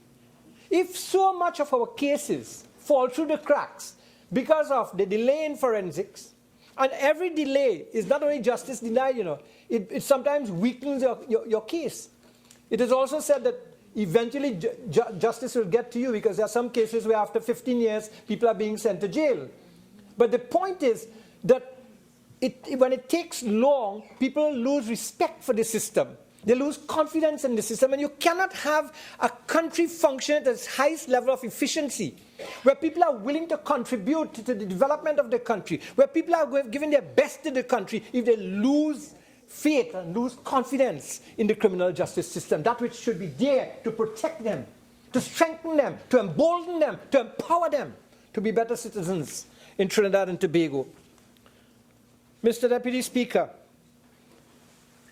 the other matter Mr. Prasad spoke about related to the lengthy trials being exacerbated by the fact that there are only 12 criminal courts in Trinidad and Tobago. 6 in Port of Spain, and I believe 4 in San Fernando and 2 in Tobago. What is so difficult in establishing more criminal courts in the country? What is so difficult in freeing up the court system of all the traffic matters? What about night courts? Look, I'm going to say something here that people are going to find funny, but I don't find it funny. But can't we have courts where people can go and solve simple matters, like the judge jury courts, right? Lay magistrates. Why can't that be done? Mr. Deputy Speaker, there was a time, I remember and recall in my own life, where you had the panchayat system, where 5 elders in the village will sit down and they will determine what would happen in a village, where there were simple cases and disputes with people. Now all of that goes to the court and clogs up the system. Panchayat, panch means 5 in Hindi. 5 persons would get together to do that. I remember, there was a case in my village where it was not right for a Hindu to sell a cow to a butcher. And this Hindu sold a cow to a butcher. And his penalty was to wear the rope of the cow around his neck for 30 days in the village. Now, as odd as that case might be, but the point I'm making is that they found ways to settle it at the community level. And a lot of things that now go to court would alternative dispute resolution, alternative sentencing, and what have you. Now, what about retrial cases? Why are so many retrial cases? Cases being sent back and persons on remand for 10 and 12 years have to be given priority. Why? You see, when we talk about plea bargaining, we are talking about expenditure. And the delays in Trinidad and Tobago's justice system results in a gross amount of expenditure. I think the Attorney General in April 2016 quoted that to maintain 235 remand prisoners in Trinidad and Tobago cost $50 million of state funds per month. And remand prisoners were about 60% of all the prisoners. So that was about $25,000 on the average per month to maintain a prisoner. Mr. Deputy Speaker, one wonders the extent to which these delays isn't causing all of these rumors and actual attempts at jailbreaks, like the one happened in Port of Spain, which could have cost many more lives, in which Alan Scani Martin, accused in the Naipaul kidnapping case, was eventually shot. But you know, all of this has to be spoken about as we speak this afternoon about the justice system, Mr. Deputy Speaker. So, Deputy Speaker, I notice every day, almost, in the area between Golconda and C3, or Gasparilla, if you wish, there are about at least 8 to 10 police vehicles, right? 4 up, 4 down, 1 on the flyover, trying to raise money for the government, $1,000 a case, by trapping you even speeding 4 miles an hour more than you're supposed to drive. No problem in that. No problem in that. But wouldn't it be nice if the Minister of Works and Transport could live up to the expectations he created when he said that they're going to revise the speed limits in Trinidad and Tobago, and we have heard nothing more about it? Wouldn't that also reduce the number of these traffic cases that go into court? Mind you, I'm against speeding. I'm against speeding in a very, very serious way. Right? Mr. Speaker, when I see how much resources of the police service is being used on an evening, go and see it. I'm not fooling you. Last night on my way from work, coming up Golconda, lower down on the southbound lane, there were 3 police vehicles, and high up another 3 police vehicles. Six vehicles, police vehicles. Rather than catching real criminals, catching a few people. All right, the government needs money, so you're finding a way to raise a little $50,000 a day from people's pockets like that. But then don't create expectations, and don't lie to the population. Don't be untruthful to the population that you're going to do something because you want to take something off your back, and then you don't do it. And I call upon the Minister of Works and the Attorney General to make amends on that, in that regard. It is very important, and I hope that they also catch people when they do that on the road. Also, they must have members. Excuse, the member for Tabaquite is quite capable in the debate, so please, you don't need no assistance. Proceed. You know, Mr. Deputy Speaker, you should have a system also when you catch people speeding. Sometimes these people are under the influence of drugs, to see whether they were smoking marijuana or they were, in fact, using cocaine. They should also do that on the spot there. They should have a test for that also. Mr. Speaker. Mr. Speaker, when something falls in your garden, you react. Mr. Speaker. Mr. Speaker, night courts. Night courts. Even weekend sitting of the courts. Why can't these things be introduced in order to reduce the backlog? Why can't it be done? Is it expensive? Is it cumbersome? Is it a Members, I am hearing the various comments. All right, I'm not going to tolerate it again for the rest of the afternoon. Member for Tabaquite, proceed. Sure. Thank you, Mr. Deputy Speaker. Is it the expense? What is it? What is it that prevents us from getting into these kinds of innovations in order to deal with this? I am told that in 1996, a night court under the tenure of retired Chief Justice Michael de la Bastille was utilized successfully in Arima. And the then proposal to have more night courts was put on hold by the then Prime Minister Patrick Manning cabinet. And the reason given for that, according to the research I have before me, is that they had a delay in deciding what legislative amendments were needed to allow for the appointment of part-time magistrates to staff the courts and in determining the terms of service of magistrates. Yeah, okay. So I'm bringing back all of this because I believe that when we talk about plea bargaining, we have to talk about alternatives also in the system, because plea bargaining by itself would not solve our problem.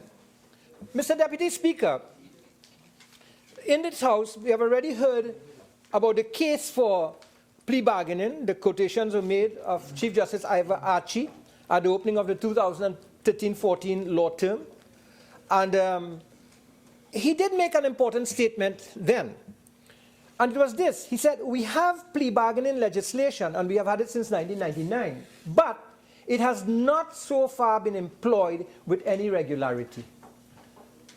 So I have to ask the question, what will cause a change with this new bill? What will cause a change with the new bill in terms of what will motivate? Inspire might be a nicer word. What will inspire the use of plea bargaining? Do we know, have we researched why it was not used with the regularity, which is the norm in other jurisdictions, where we know in the US, for example, I'm told 95% of the cases are determined by plea bargaining. And many reasons can be advanced. Is it, and I think this has been proffered here in the House, is it that with our abysmally low detection rate for crime, that offenders feel that they will not be convicted and are therefore willing to take their chances before the courts? That might be one of the reasons. Well, we have to do something about the detection rate. One of the ways that we will improve the detection rate in this country is to cut out the corruption in the police service. That's one way. The second way we will do it is, how do we generate a better relationship, trusting relationship between the police and the citizens? Why is it more people are not reporting what they know about crime what was it? Crime Stoppers. Why is it people are not reporting more to Crime Stoppers? Is it that they don't trust that the information they give will be secure? Is it they feel that their telephone number is being seen and they don't want to give? These are serious questions.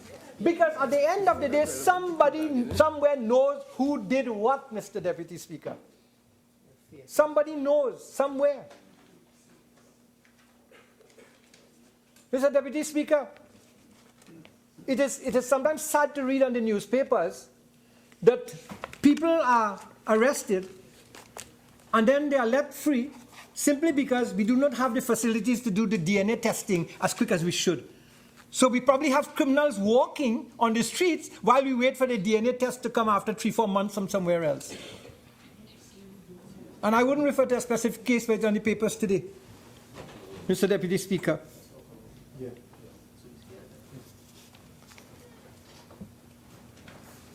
Or is it that criminals know that they can get bail rather easily, and they know that it will take a long time for their cases to be brought before the court, so they take their chances of that? And they prefer to go and pay $50,000 to get a $500,000 bail bond. I think that's what it costs, $10,000, 10%. 10%, Mr. Deputy Speaker. That's big business. I wonder if these people are taxed, Mr. Deputy Speaker. I wonder if they declare their earnings, these people who put up bonds and so on. Good question. So is it that people know that they can get bail so easily and they take their chances? Mr. Deputy Speaker, during the time, witnesses may die also. Overnight, before a case is sometimes called in court, someone is shot. It's happening in this country. And then the next day you read he was a state witness, or he was a witness for a case that's coming up in the court. Is it because it's so easy to kill somebody that people say, what the hell was plea bargaining? They can't catch me. I'll take care of you. Mr. Deputy Speaker, that's where we have reached. We have reached into that level. So plea bargaining, Mr. Deputy Speaker, for it to be successful, we have to deal with a range of other issues surrounding this particular matter. And then comes the question of the prosecutor. The prosecutor's ability to plea bargain will depend on the quality of evidence. And the quality of evidence itself is a matter of detection rate. And not only the quality of the evidence, but the amount of the evidence also. How many times are we reading in the newspapers, right, that suspects are being let off and the DPP is saying, you have to let him go because of a lack of sufficient evidence. They don't say that you don't have evidence, lack of sufficiency, the sufficiency of the evidence. So a defendant or someone who's accused, that person's acceptance of a plea depends on his own perception of the probability of being convicted at the trial-based evidence. And so much can happen, Mr. Deputy Speaker, between when a person is charged and when a trial takes place. And sometimes people say, let me take my chance. I don't really care about plea bargaining. So I asked the question, why has it not worked? And will it work with this new law? The next issue I want to say about why it will work or not work has to do with this question. Are defense attorneys giving the option of plea bargaining to their clients? Or are pecuniary motives outweighing this alternative? Are defense attorneys giving the option? Or do defense attorneys work in such a way that they see they will make more money out of a trial while the client suffers in the remand yard, like my colleague, the member for Barataria, someone said, and they look at the pecuniary benefits of it rather than the improvement in the criminal justice system. To what ethics are these defense attorneys committed, Mr. Deputy Speaker? Mr. Deputy Speaker, the other question is, are the incentives offered by prosecutors powerful enough to encourage the defendant to forego his right to trial? And that raises an issue. Who is going to determine what the prosecutor offers? It's the DPP.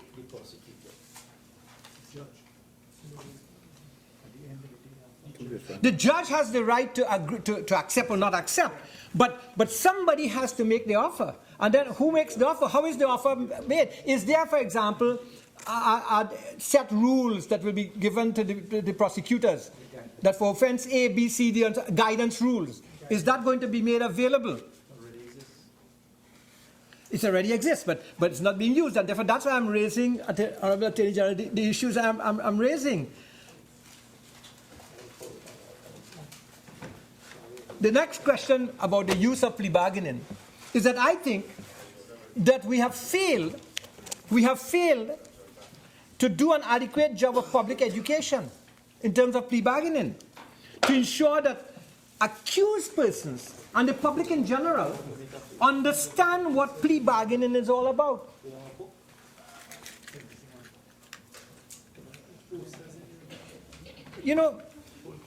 There's a point I want to make that I do not forget, Mr. Deputy Speaker, about innocent defenders. Innocent defenders. In some jurisdictions, they now have a whole discussion and debate taking place about innocent defenders. That is, people who may decide to enter into a plea bargain because they believe that the evidence against them is insurmountable. And we need to discuss this. Because, as I said, in many jurisdictions it is being found that persons believing that there is insurmountable evidence enter into plea bargaining though they are innocent. And because they feel that the evidence is insurmountable, and sometimes one has to be careful that prosecutors don't take advantage of this. But yeah, how you call it? Coercion. Coercion. By presenting evidence that, is probably fabricated. It's not insurmountable. They think, no, the victim thinks it's insurmountable. The defendant thinks it's insurmountable. And he thinks, my God, I'm going to go down. Although he's innocent. So you say, you know what, let me take 3 years, boy, because I don't know, they're out for me. The innocent victim argument is a very serious argument taking place, Mr. Deputy Speaker. Mr. Deputy Speaker, why has there been, therefore, such a low rate of utilization of plea bargaining? And I gave you some of the reasons I think that there have been a low rate of utilization. I think it's important that the Attorney General takes note of what I've said. Then we come to the matter of the rate and use of success of court-proposed mediation, alternative dispute resolution as it's called. How successful has it been? How many cases in the since it's been introduced, have been sent to mediation, and how have these things been resolved? You see, we need to tell the people about that. I am for alternative dispute resolution. In fact, I trained myself in ADR hoping to get some cases to do at one time or other, but I remained a politician, so I cannot get involved. But seriously, I did. Because I use it in my constituency. I have alternative dispute resolution in my office. In fact, I have a pastor, Winston Mansing, who very often comes to my office where there are community disputes between neighbors and so on, and we sit down and we conduct our ADR and we solve the problems. We have taken matters where families had them in court and brought them to the office and solved it. To the point I remember once when they walked out of my office, one 72-year-old who hadn't spoken to his sister for 39 years, he started to cry. These are the things members of parliament should do. Yeah. I created this week and then solved it. Mr. Deputy Speaker, whose role? From where does the initiative for plea bargaining come from? Where should it come from? Should it come from the judge, the magistrate, the lawyer, the accused? Who should it come from? The prosecutor? Where should the initiative come from? Because I think we have to answer that question. Because if we don't answer that question, and if the initiative doesn't come, Mr. Deputy Speaker, then nothing will happen. Because there are great reasons I can present why prosecutors may not wish to get into plea bargaining, as well as great reasons why they want plea bargaining. And that brings me to the role and power of the prosecutor. You know, Clause 6 of this bill is a very important clause. It provides for the written permission of the Director of Public Prosecutions to be obtained prior to a prosecutor entering into a plea discussion with an accused or the accused attorney at law. So, Deputy Speaker, it is a clause that speaks about the permission of the DPP for a prosecutor to enter into a plea discussion. Mr. Deputy Speaker, you know what you're doing here? You have an already overburdened Director of Public Prosecutions. I want to know how is this going to work. Is this Director of Public Prosecutions, he's going to sit down with all of these files, and case by case he's then going to determine what to tell the people who are going before the court in terms of the prosecutor to do? Is that going to delay the process further? Or are you going to have delegated functions? Or are you going to have, again I ask, that list that will say crime A, solution B, crime B, solution X or Y? How are you going to do it? Member, your initial 30 minutes has expired. You have an additional 15. Care to use it? Yeah. Proceed. Mr. Deputy Speaker, I was really enjoying this. Deputy Speaker, I will also enjoy when we come to debate the midterm review, and then I'll hear the voice of the Minister of Finance. He's very quiet today. He's a good minister. Mr. Deputy Speaker, I'm happy for this section, but I'm also happy, I can't go into it for clauses 7, 8, 9, 10, 11, and 12. But plea bargaining, this is my point I want to make for the benefit of the Attorney General in particular here. Plea bargaining almost leaves the prosecutor, DPP, as in sole command of enforcing laws, and that is what bothers me. One has to be careful how prosecutors use this facility of plea bargaining. You see, Mr. Deputy Speaker, when it's considered carefully, plea bargaining gives a prosecutor the opportunity to advance his own career through a higher conviction rate. And you can have a distortion of the system. While plea bargaining has advantages, it is possible that prosecutors can enter into a plea bargain or plea bargains to show that they have achieved more convictions And the entrepreneurship. And the question is this: are there going to be penalties as a result? Are these penalties as a result of plea bargaining consistent with the gravity of the crime? You see, you've got to be careful, that prosecutors do not use this to say, hey, look how many convictions I have gotten. And what they do is enter willy-nilly into plea bargains. And that's why I say, is the plea bargain, we have to be sure that the gravity of the crime matches the penalty. So again, guidelines. And who is going to establish the guidelines? And who is going to monitor the guidelines? One has to be careful that in the quest to demonstrate a high level of efficiency in the justice system, that compromises are not made to the disquiet of the citizenry. Section 34. Clause 34. Clause 34. And then there's an aspect that I haven't heard spoken of in this parliament, and I want to speak about it. Political considerations. As a result of plea bargaining, convictions will increase. If it works, convictions will increase. More criminals will be taken off the streets, including perhaps those on bail. But, this is why I ask the urge for the current administration to push with this plea bargaining. For a floundering administration, whose back is to the wall, in whom the public is daily losing confidence, we must be careful that plea bargaining must not be compromised because the government wants to increase public confidence in the government.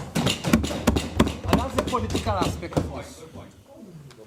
And therefore I am saying tonight that the judiciary, the magistracy, will have to hold itself to a very high ethical standard. They must be apolitical. Well said. Apolitical. One hopes that the watchdogs of public justice will keep a watchful eye on the process and that the parliament will be able to scrutinize the kinds of plea bargains reached.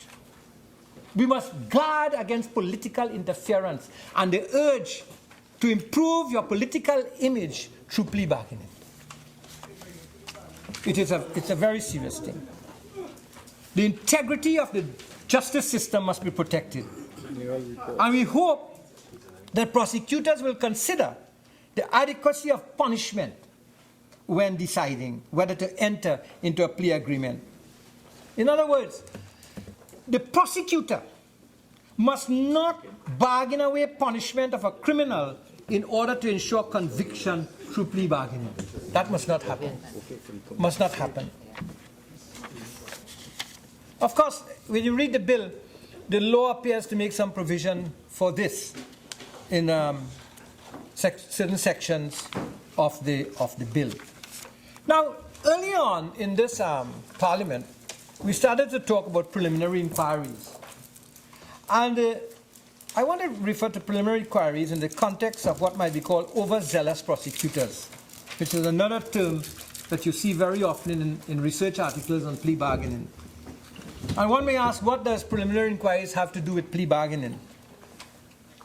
And the research and articles written by legal scholars argue that preliminary inquiries serve as a check against overzealous prosecutors.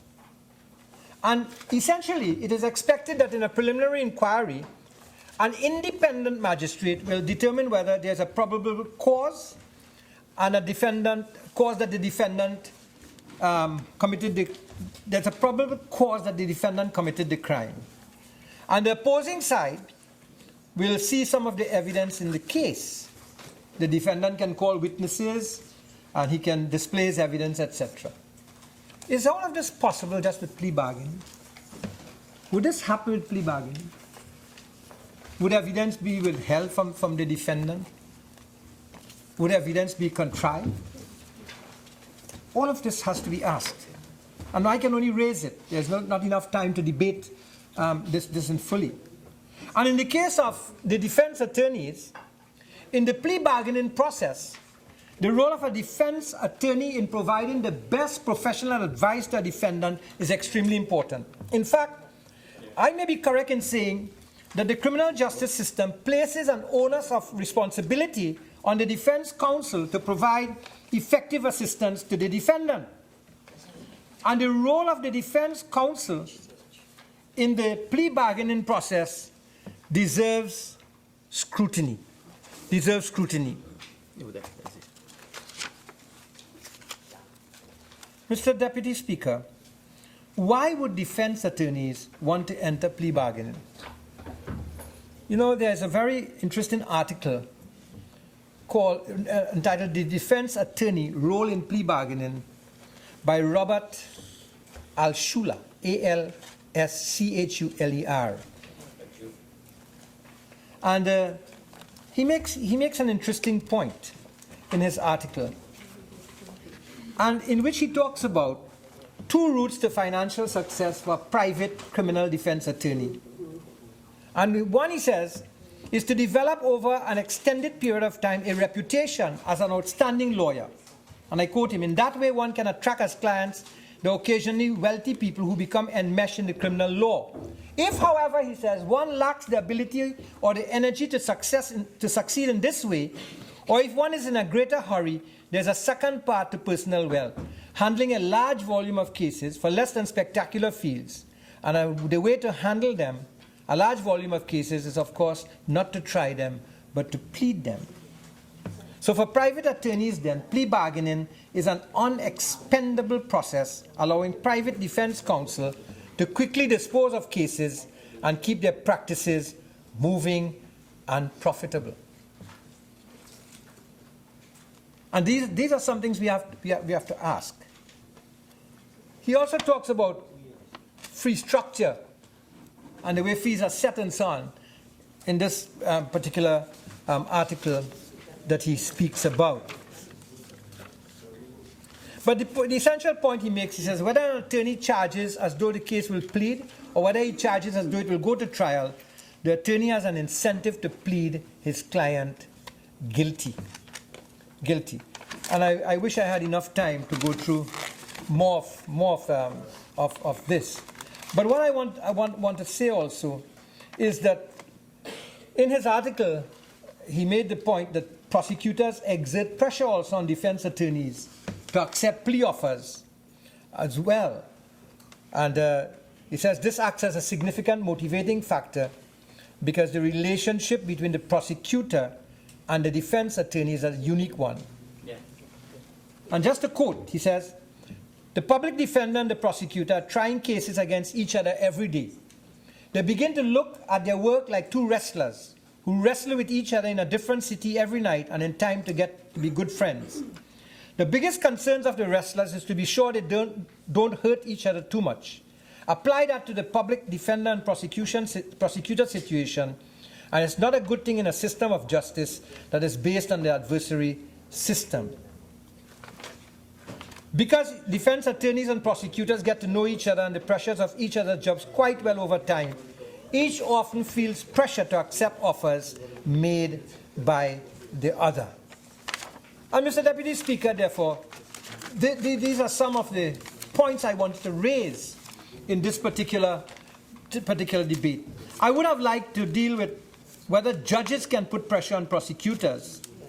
And it's something I think that, you know, the public we should examine. We should have some public symposiums to examine this. Examine what I'm talking about. The role of the prosecutor, the role of defense attorney, the role of the judges, the role of the court system itself in this whole plea bargaining process. In other words, the role of the DPP. The role of the DPP. It must not become corrupt. It must not be allowed to become corrupt, as well as a floundering government must not be allowed to use plea bargaining to improve its image. Prop themselves up.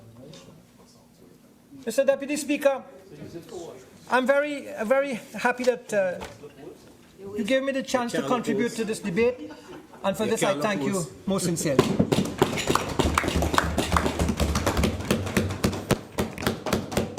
I recognize the Attorney General. Thank you. Too slow. Mr. Deputy Speaker, Too slow. I thank you for the opportunity to give reply to No, just go ahead, no, to... 20 minutes. No. Am I permitted? You're talking already. I wasn't aware you were going to speak. You're talking already. Speakers, please, in the debate, as the speaker, I recognize the Attorney General. What does this standing order is clear? I recognize the Attorney General. Thank you, Mr. Speaker. I apologize to my learned friend, member for Caroni East. We're on our third day, respectfully, Mr. Deputy Speaker. I certainly do apologize if I hadn't been looking to my right, I was looking to my left.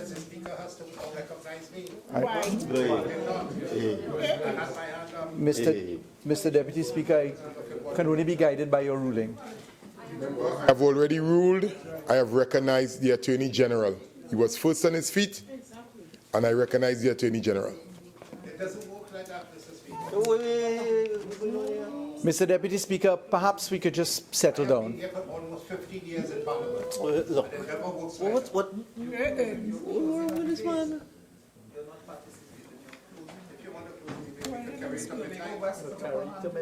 Go ahead now, Faris. Mr. Deputy Speaker, thank you.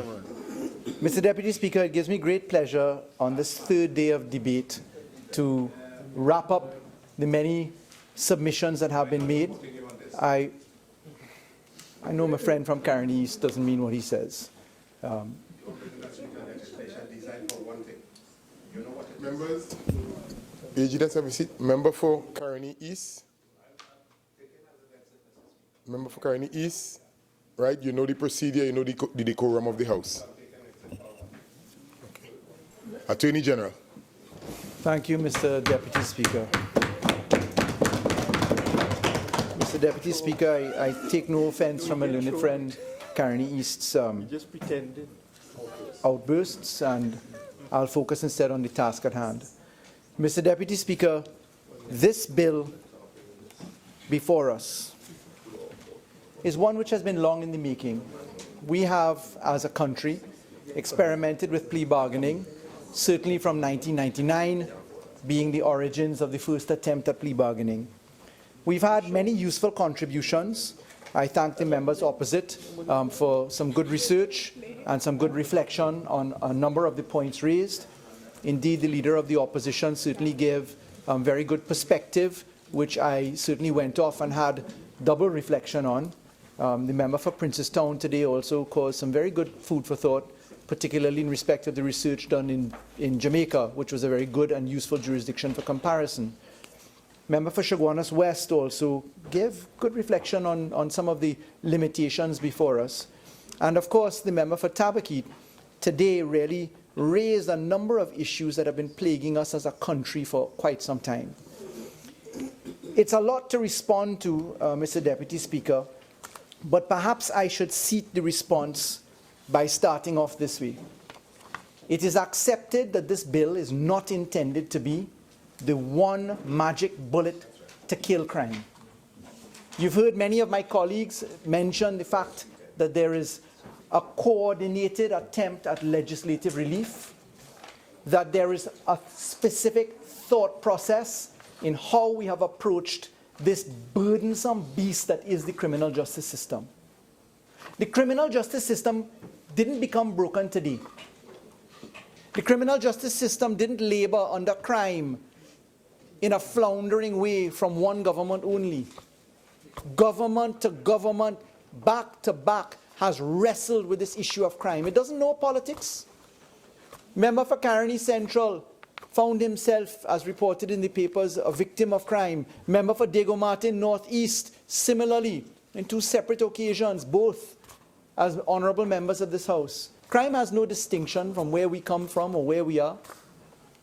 But the fact is that the government has embarked upon a very dedicated attempt at putting together pieces to make a difference. But we didn't do that in a vacuum, most respectfully. We started this discussion properly on the back of an analysis as to where we are in what we are doing. And we did so by starting with an inspection of the prison system.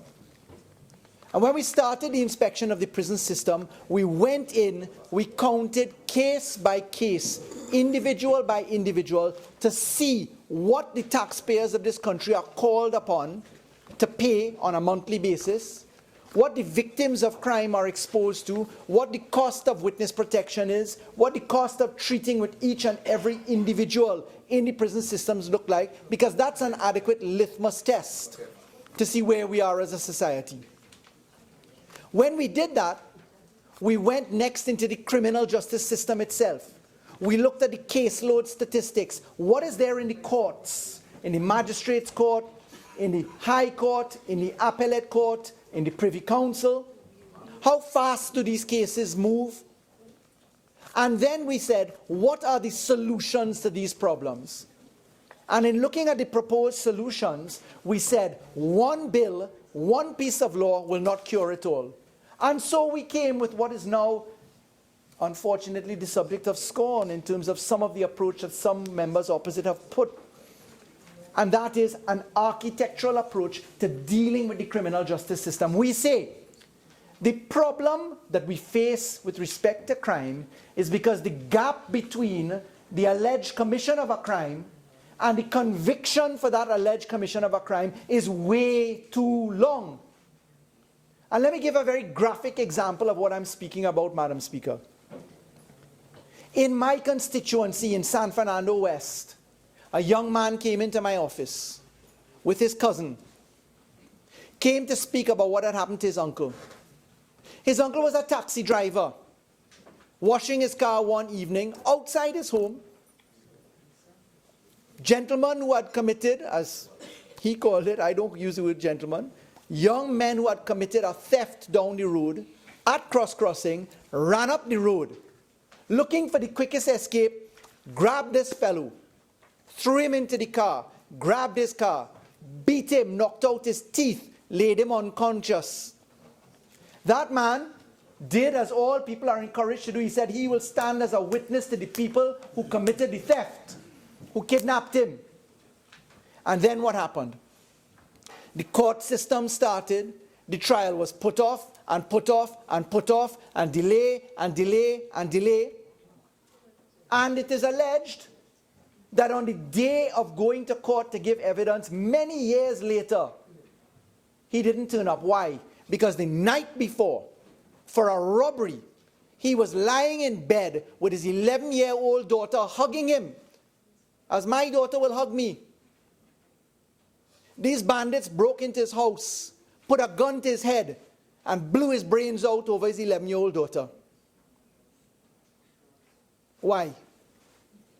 Because the length of time taken for that robbery case to get to court soon became a murder case. And that 11-year-old daughter has to live with the imagery of her father's brains being blown out across her face. I'm quite upset about what I'm saying. Because while we stand up here and make joke after joke about what the government is doing and about where crime is,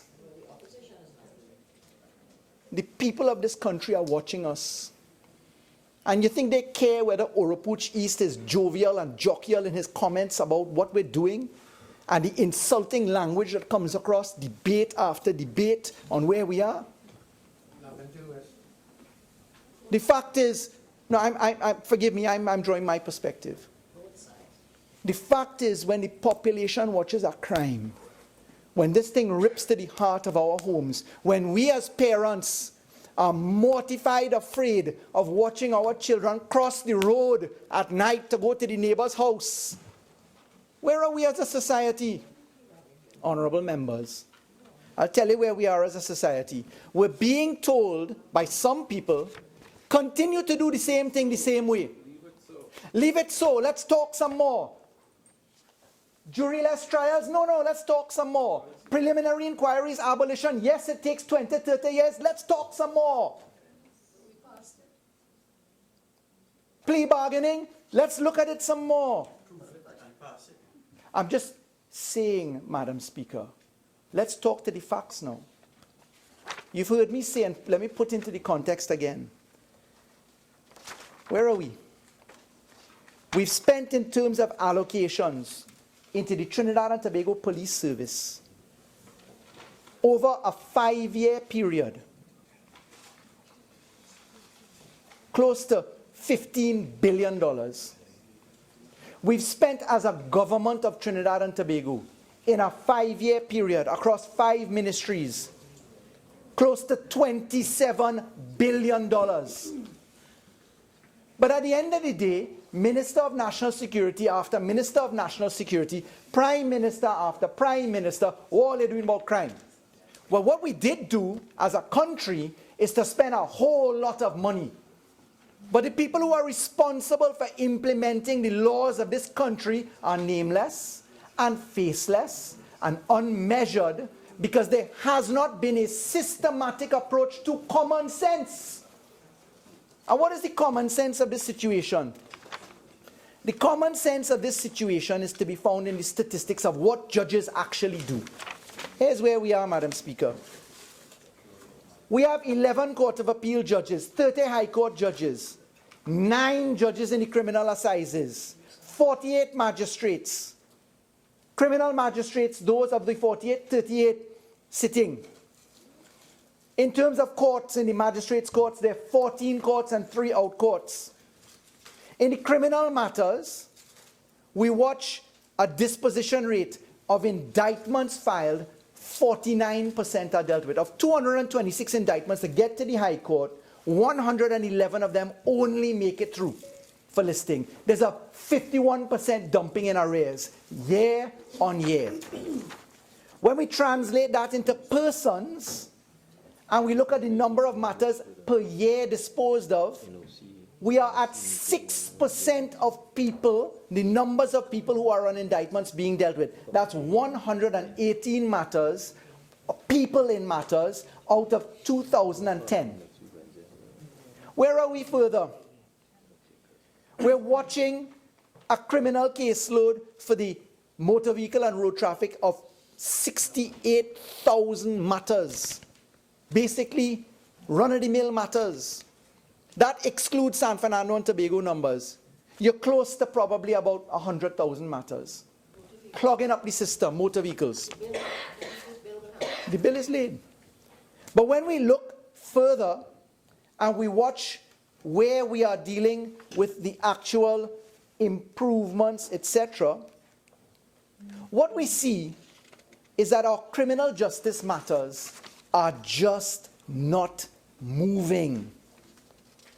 When we look to the number of criminal matters filed, the total number of criminal matters filed in the period 2012 to 2015, a 3-year period in the Magistrates' Court alone, here the number, 371,574 matters. When we look to the number of matters filed in the High Court, criminal matters alone, 20,872 matters per year. Take 10 judges dealing with 21,000 matters. The average number of criminal matters per judge per year is 2,087 matters. How we could continue doing the same thing the same way? How are we going to say no to abolition of preliminary inquiries, no to fast tracking because you have a judge-only issue, no to plea bargaining, no to improvements in bail, no to motor vehicles? You see, they're all connected. Now, honourable members raised some very good points. Honourable member for Tabaquite raised some very honest, thought-provoking points. What are we going to do about our court utilization? You see, we have not brought legislation without operationalization. And let me explain how. We have passed, and we've heard members ask before, tell us how many bills you have proclaimed. Well, I can tell you this. The proclamation for the bills which we have dealt with are all imminent in large form because we have been developing regulations. We've been putting in place courthouses. We've been doing the staffing. Take the Children and Family Division Court alone. 3 courts. All the bodies for the positions. The amendment and proclamation to 18 laws in that one bill alone. You can't proclaim unless you ready the system. But we're pleased to say 2 out of the 3 courts secured buildings already. Third one on the cusp. The rules already prepared. The regulations prepared. The proclamation schedule we've gone through clause by clause, bill by bill for the 18 bills that we've amended, 18 laws that we've amended. The interception of communication, the SSA laid without regulations. For 5 years, we had to do the regulations. The regulations have to be organized so you know who's guarding the guard, how you deal with destruction, how you deal with proclamation. But what we have done is to say, don't do it in series. Don't pass a law, then think about the body, then think about the office, then think about the regulations. We've done them all at the same time. So it's true, Honorable Member for Siparia, you did pass the DNA law and the electronic monitoring law and the electronic transactions law, but none of them proclaimed because nobody hired, none of the rules gone through, none of the subsidiary legislation dealt with, none of the buildings procured. So instead what we did was to hire a regulator, find the additional services, co-opt the University of the West Indies to give us certain shared service arrangements, bring in government-to-government sources so we could map out the prison population in a 6-week period, operationalize electronic monitoring all at the same time. But this bill is not intended to act by itself. This bill works, Honourable Member for Tabaquite, you asked about night court and lay magistrates and alternate dispute resolution. All of that relates to adequate usage of court time. But our court time was not being used because the rise time and the sit time when the magistrate gets to court and when the magistrate leaves, when we checked it, was only a couple hours a day.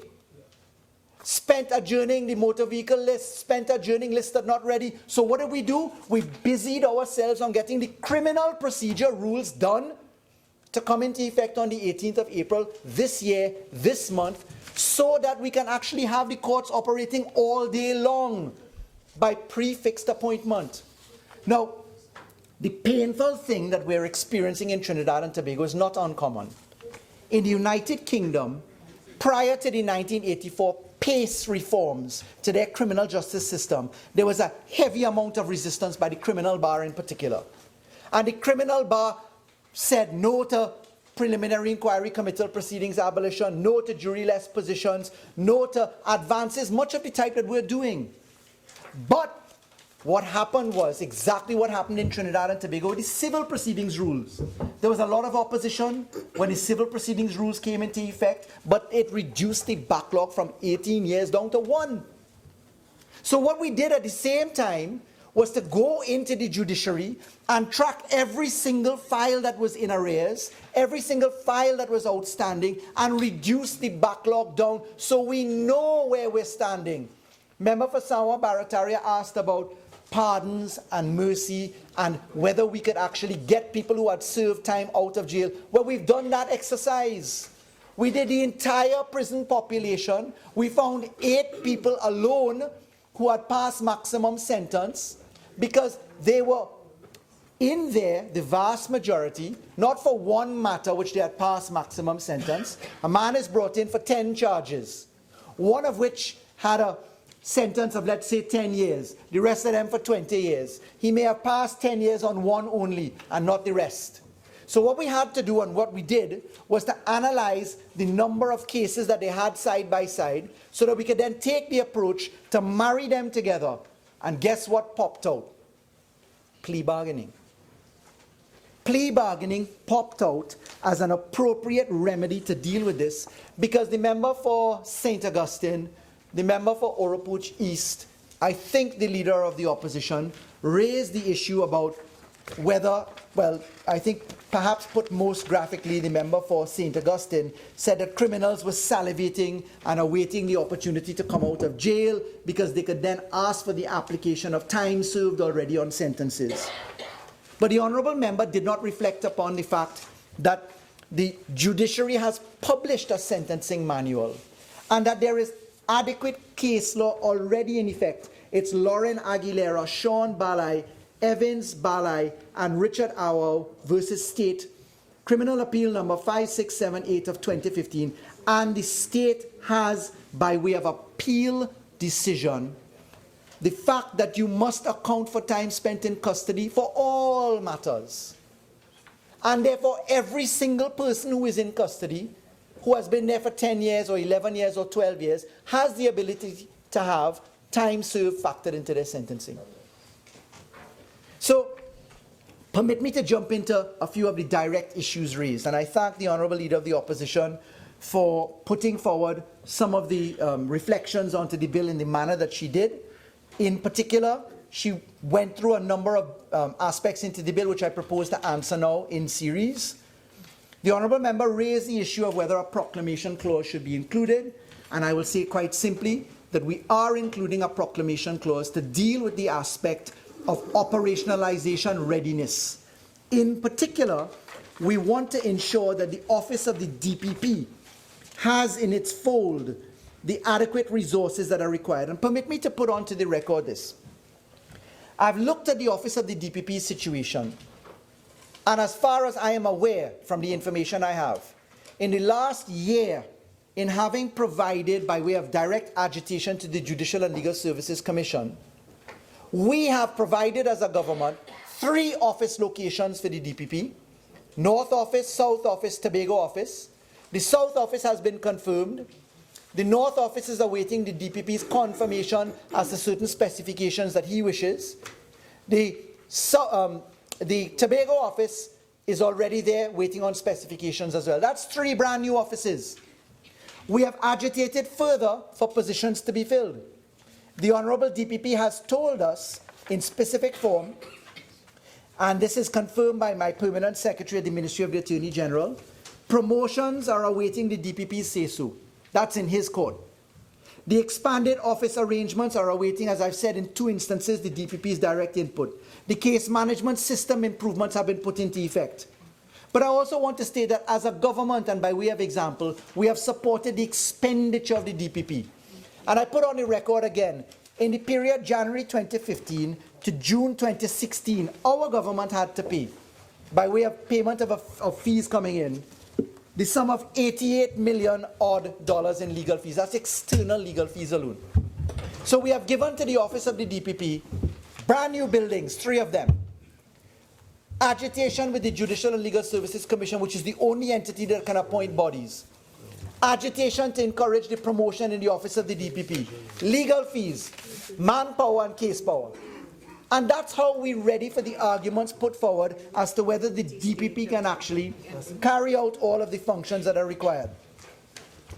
The Honourable Member asked that we consider, that is the member for Siparia, an adjustment to the definition of an accused person, asking if we could put in the word includes and have some adjustment of it. In fact, we have proposed and we've circulated right now for Honourable Members' consideration an amendment to the definition of accused person. We propose that it read instead that it includes a person not convicted, a person who is not charged with an offence, but who is under investigation for commission of an offence. The Honourable Member asked that we look at giving an express definition for court, and we reflected upon the Interpretation Act, in particular Section 78, and noted that there was already express definition there, so we didn't necessarily take on that recommendation. The Honourable Member asked that we reconsider having a definition for an offence, proposing that perhaps we didn't need to have it. When we factored again the Interpretation Act at Section 78, insofar as an offence by way of definition in that Act can include even administrative fines, etc., we preferred to maintain the definition of offence because it allows us to exclude administrative fines and other procedures like that. Specifically, the Honourable Member for Siparia raised with me, not on the floor but otherwise, and so too echoed by several speakers after, Member for St. Augustine and I can't remember who else, the concept of retrospectivity, whether the bill should claw back to plea arrangements prior to the bill. We considered that position and saw merit in making an adjustment so that we would amend Clause 3.1 to allow for the bill to apply simply to indictable and summary offences. Those matters begun under the former Act will continue under that. They, of course, have the option to be ended by way of voluntary choice, and restarted, but matters for indictable and summary procedure can proceed as it is under the new Act. We looked further at the recommendations and observations in respect of the DPP's power to redact, raised in relation to clauses 14, 18.2, and 24.6 of the bill. And in general, members had suggested that the DPP ought not to have the power to do the redaction of the victim impact statement, and members asked us to consider allowing the judiciary alone to be the entity that causes redaction. We went back to the source material for the laws. We noticed in particular several jurisdictions. Canada stood out, New South Wales, Australia, Northern Ireland.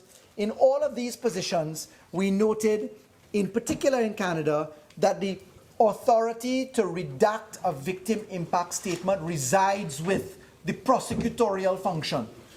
That is to be found by way of support from the Canadian case of R.V. Gabriel, in particular the dicta of Mr. Justice Hill, the British Columbia Court of Appeal in the case of R.V. Berner. It's a 2013 case, BCCA 188 Canada L Roman 2. And both of those cases reflected upon the prosecutorial function in weeding out victim impact statements in the manner that we've set out statutorily in clause 14 of the bill, where you prescribe what matters should be included or not. In those circumstances, we feel confident that it is properly the function of the DPP. The Honourable Member for Tabaquite asked, how does this DPP manage to do everything? Well, the fact is, when you look to clause 6 of the bill, which is the one which requires the DPP's express consent for the commencement of plea negotiations leading to plea agreements, and you look to the fact that all charges have the ability to pass through the DPP, it would make sense, therefore, to allow the DPP's office to do this. That's why we focused upon the DPP's office. Remember, the DPP has the lawful authority to delegate indictment referrals or conclusions or matters to its deputy DPPs. It's only a matter of the DPP's choice. Once the staffing is done, we having attended to offices, buildings, case management, advocacy on behalf of the government's insistence to the JLSE to provide bodies, that's the best that we can do to ready this. And dare I say that that was just simply not done prior to my tenure as Attorney General, but we're very pleased to have seen the JLSE's cooperation and for the government support, the cabinet support for the provision of the offices and equipment for the office of the DPP. Madam Speaker, when we look to the proposed timelines in clause 22, the Honourable Member for Siparia raised the issue as to whether the timelines were realistic. In particular, the prescription that the timelines for the filing of the documents at the High Court were unduly short, in the Honourable Member's opinion. I had a look at that in particular, and I took comfort in the construction of process provided in clause 22 itself. You see, clause 22 provides for the filing within a certain time frame. That's that the time frame for the setting of the plea hearing is done 14 days after you file the documents. When you look at how you got there, that's the important answer to this. You get through plea discussion, then to plea agreement. When you've got a plea agreement and you file it, you're asking for judicial consent. The judge is then meant to set it down 14 days later. But there's no requirement for transcripts, for further documents. The prosecutor and the accused already know where they are. The documents are agreed. They go before a judge, and the judge realistically has, therefore, a smaller amount of information than one could possibly think should be there. The judge, of course, also has the discretion to call for more information. And in any event, the judge would always have the opportunity to extend the time in circumstances where you couldn't meet a particular deadline. We saw a very important examination of the victim impact statement, in particular clause 24.5. The Honourable Member for Siparia, the Honourable Member for St. Augustine, and a few other members raised the issue as to whether the victim impact statement should be subject to cross-examination. It was a good consideration. Honourable Attorney General, your original 30 minutes have expired. You're entitled to 15 more minutes. You may proceed. It was a good suggestion. We did a tour of the jurisdictions that lent us support for consideration. New South Wales in Australia, Victoria in Australia, Canada, the United Kingdom, and Northern Ireland all permit cross-examination. I am to explain that the recommendation in the form of the bill that is here, that is without cross-examination, actually came from the judiciary. The judiciary was concerned in its commentary back to the Attorney General's office that we'd be putting the victims through some unnecessary stress and trauma, and therefore that the right to cross-examination may dissuade them from participating by providing their statements. However, we've crafted some language in the amendments circulated which will allow the court a bit of a balancing exercise to allow for the right for cross-examination, but also to do so on the terms and conditions and extent permitted by the court. In other words, then, not to allow too vigorous an approach such as to cause dissuasion. Madam Speaker, some of the members raised, the Honourable Member for St. Augustine, I've dealt with the issue of time spent and being calculated. The Honourable Member for St. Augustine raised the issue as to whether a penalty should be prescribed for people who had committed perjury in court. We looked at that position. We noted in particular the provisions of the Perjury Act itself, Chapter 1114, in particular Section 4.1 and Section 10 of that Act, which allow for the application in any proceedings for persons to be brought forward for perjury. It really is a matter of willingness to try the system, and that, I dare say, is a matter for prosecution or judge to invoke. Madam Speaker, we looked at the question coming as to whether the DPP was consulted. I'm very pleased to say yes, the DPP was consulted. In fact, the documentation that we looked at from 2014 shows consultation then with Mrs. Elder of Senior Counsel, who is the real creator of this backbone of legislation. We specifically in our tenure wrote to the DPP September 26, 2016, December 12, 2016, January 5th, 2017, January 13th, 2017, and met with the DPP on several occasions in the Judicial Sector Roundtable, where we sit and discuss the legislation, and I received no negative feedback from the office of the DPP. The DPP's one concern has been resources, and I've already spoken to that. Many members have raised the issue of the sealing of proceedings in Section 34, Clause 34 of the bill. Some have sought to raise alarm that this thing is going to be a draconian step. The Honourable Member for St. Augustine said you couldn't adduce evidence of bad character. Let me deal with the bad character.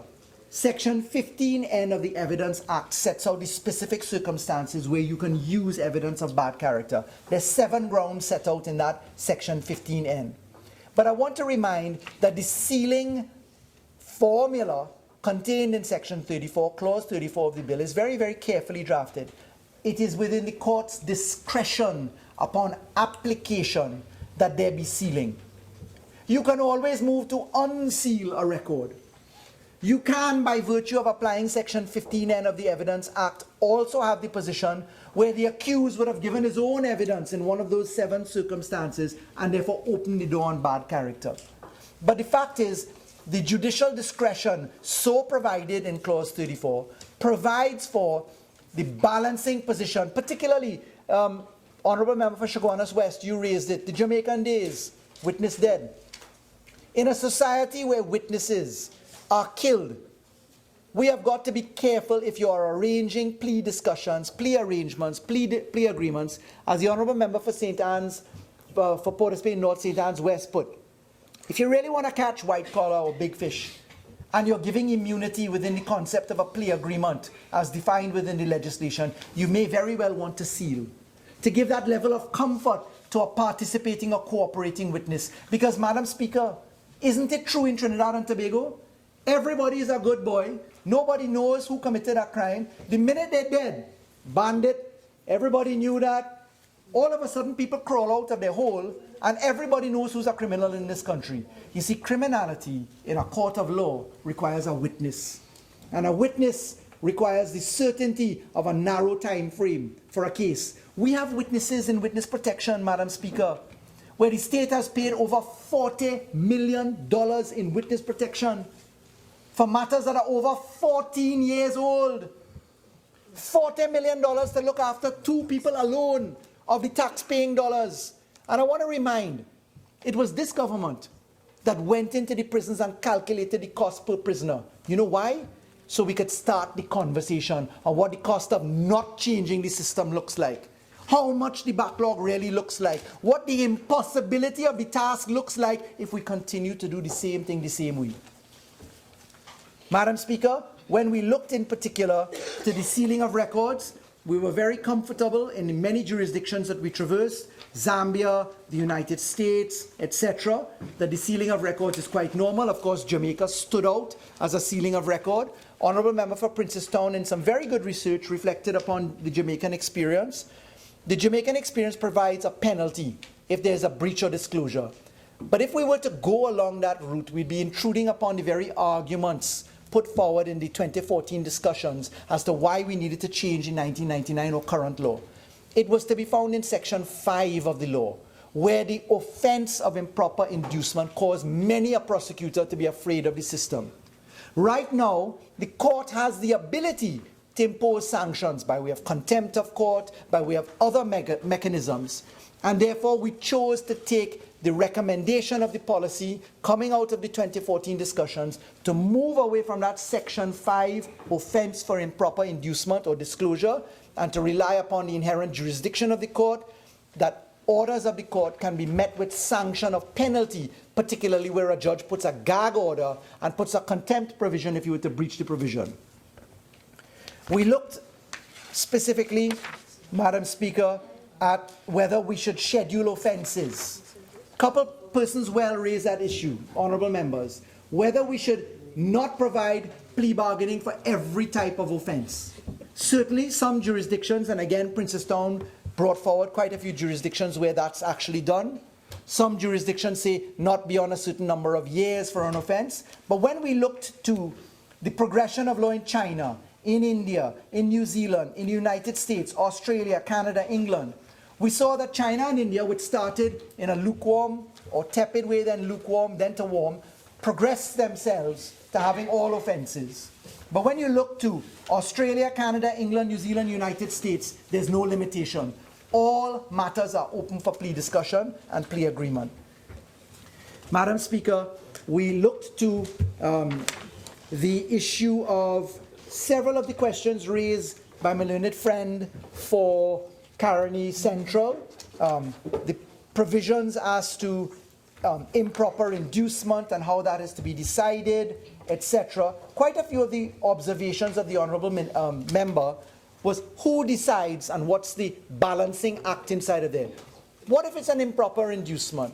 What if there's a cook-up or a deal?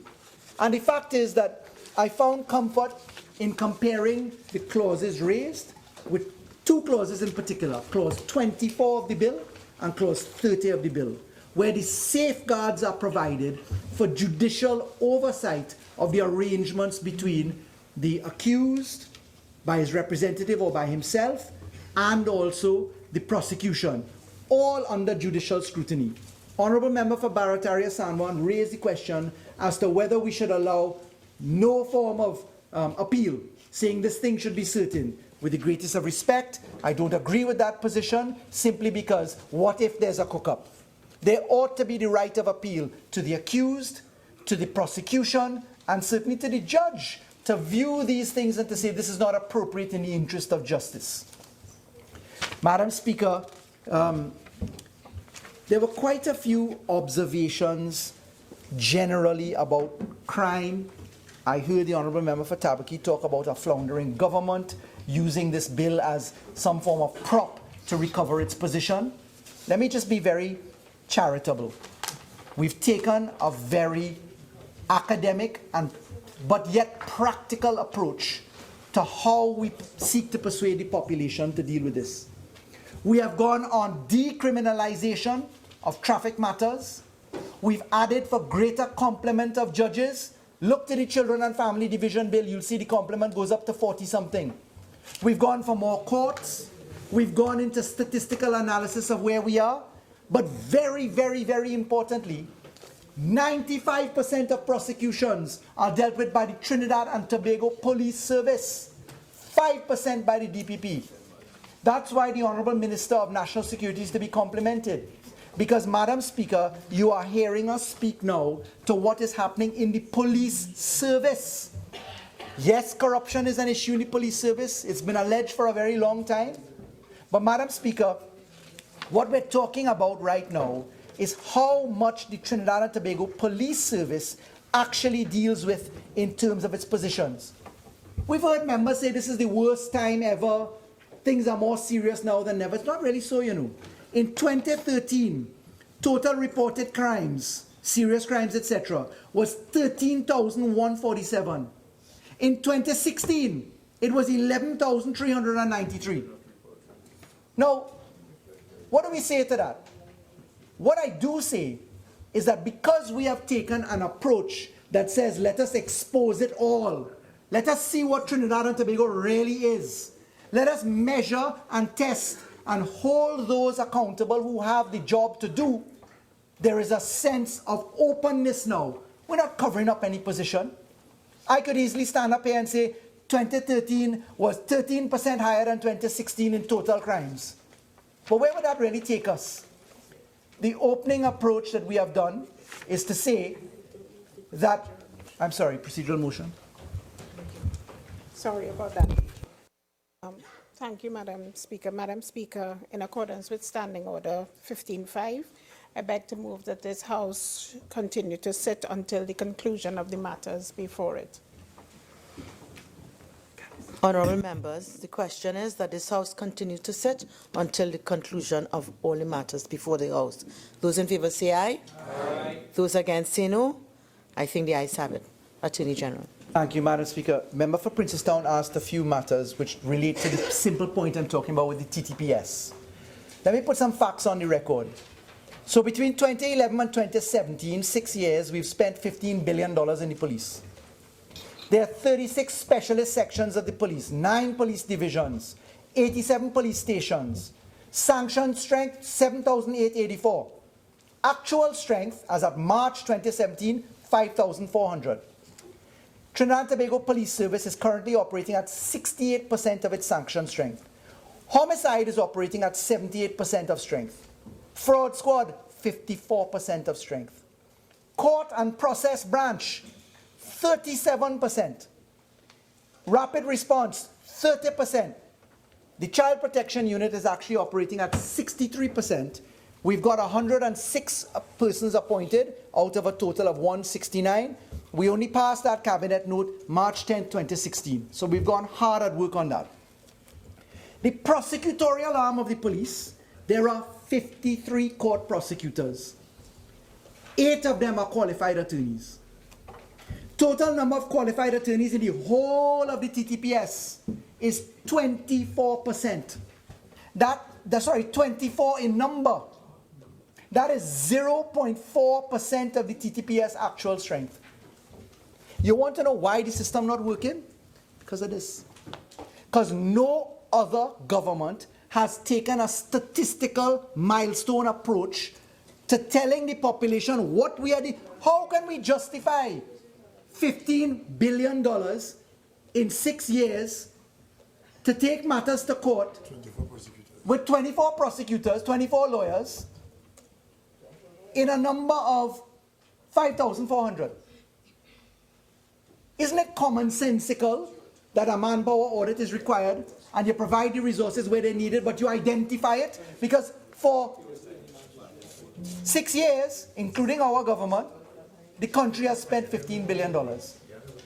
You see, Madam Speaker, we don't need to wait for an audit, Honourable Member. You notice I have these figures now? Because the AG's office is inside of the structuring of the TTPS from an executive arm's length distance, reorganizing the prosecutorial management for the first time ever to create a national prosecution agency where we marry the case management system, because I'm not waiting until the 18th of April for the proclamation of the criminal proceedings rules where I know 95% is done by the police. I'm organizing them right now. Right now. At the same time that we're building out a public defender system, so you have more than 20 defense attorneys available. Because it's juries, it's defense attorneys, it's prosecutors, it's judges, it's courtrooms, it's rise and sit time analysis, it is transmission between the court and the jail. It is making sure that you don't need bush matters in the court. Take out the motor vehicle, 100,000 cases and judicial time and police time and victim time. That's the suite and architecture we're talking about. I said it before, I'll say it again. Architecture is the opposite of VUPS, VAPS, and VITI.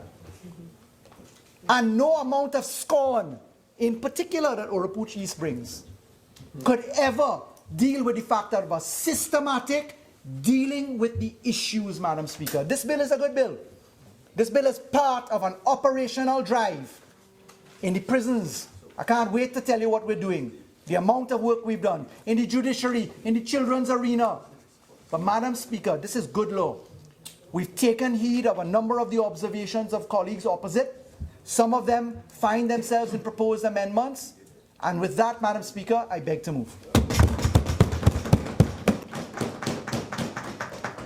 Honourable members, the question is that a bill entitled An Act to establish a system of plea discussions and plea agreements for matters incidental thereto be now read a second time. All in favour say aye. Aye. Any against? The ayes have it. A bill entitled An Act to Establish a System of Plea Discussions and Plea Agreements and for Matters Incidental thereto. Attorney General. Madam Speaker, in accordance with Standing Order 68-1, I beg to move that the Criminal Procedure, Plea Discussion and Plea Agreement Bill 2017 be committed to the Committee of the Whole. Honourable members, the question is that the Criminal Procedure, Plea Discussion and Plea Agreement Bill 2017 be committed to the Committee of the Whole. All in favour say aye. Aye. Any against? The ayes have it. This House will now go into the Committee of the Whole to consider the bill clause by clause.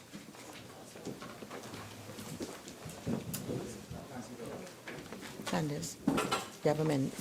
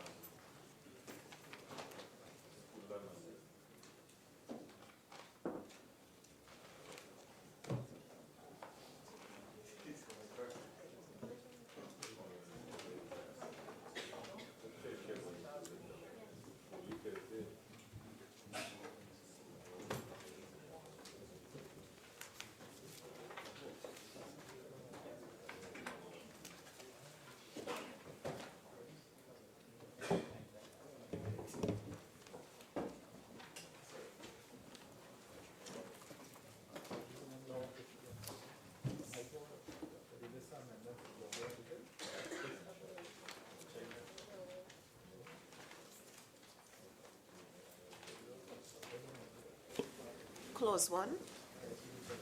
The question is that Clause 1 stand part of the bill. Member for Superior. Thank you, Madam Speaker. I beg to move that we amend Clause 1, 2. I circulated, and my reason for proposing this amendment is I see this as another example where we've been given a deferred date for making this law coming into effect. I have seen all the bills which contain proclamation clauses with a deferred date. Not one has been proclaimed, and the Honourable Attorney General just now in his winding up did indicate that matters were being put into place. So I'm proposing that we, in the 18 months, there has been not a single proclamation of any bill we passed where there was this deferred proclamation. My proposal is that we amend Clause 1 to insert the words on or before 1st August 2017. I circulated, so we go for a fixed date. That gives the government 3+ months within which to put this into place. Should the government not believe August is sufficient, then we can put September. But this bill, every speaker on the government side has been singing the praises of how important it is in helping to fix the criminal justice system, and we therefore believe, instead of leaving it with an open proclamation date, that a fixed date, on or before fixed date, should be inserted. So I beg to move Clause 1 to be amended as proposed. Attorney General. Madam Speaker, I thank the honourable member for the contribution. I accept that there is an anxiety to see an improvement of the system. Regrettably, it is not the case that an on or before date is usual in this type of matter. And if I could explain why in this case it would be unusual. Firstly, the criminal proceedings rules are coming into effect on the 18th of April 2017. Secondly, it's actually common that you do some degree of training prior to the proclamation of an event such as this, which would require the law association and also the criminal bar and the judiciary to conduct some training exercises. The training usually is done in mid-term. The court goes on vacation in July, and August is usually out. So whilst I accept that we are all anxious to have this into effect, it would be impractical. Last reason is that certainly in the 5 years that I had the pleasure to serve in the Senate and participated in many bills brought by the last government, the vast majority of which in the criminal justice sector remain unproclaimed, I certainly didn't notice anything along this line.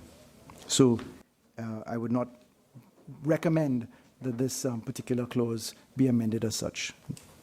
Thank you, Madam Speaker. Would the Honourable Attorney General, having regard to all the problems and challenges that you have raised, give us and the nation comfort by putting a date that takes into consideration all the concerns that you have expressed?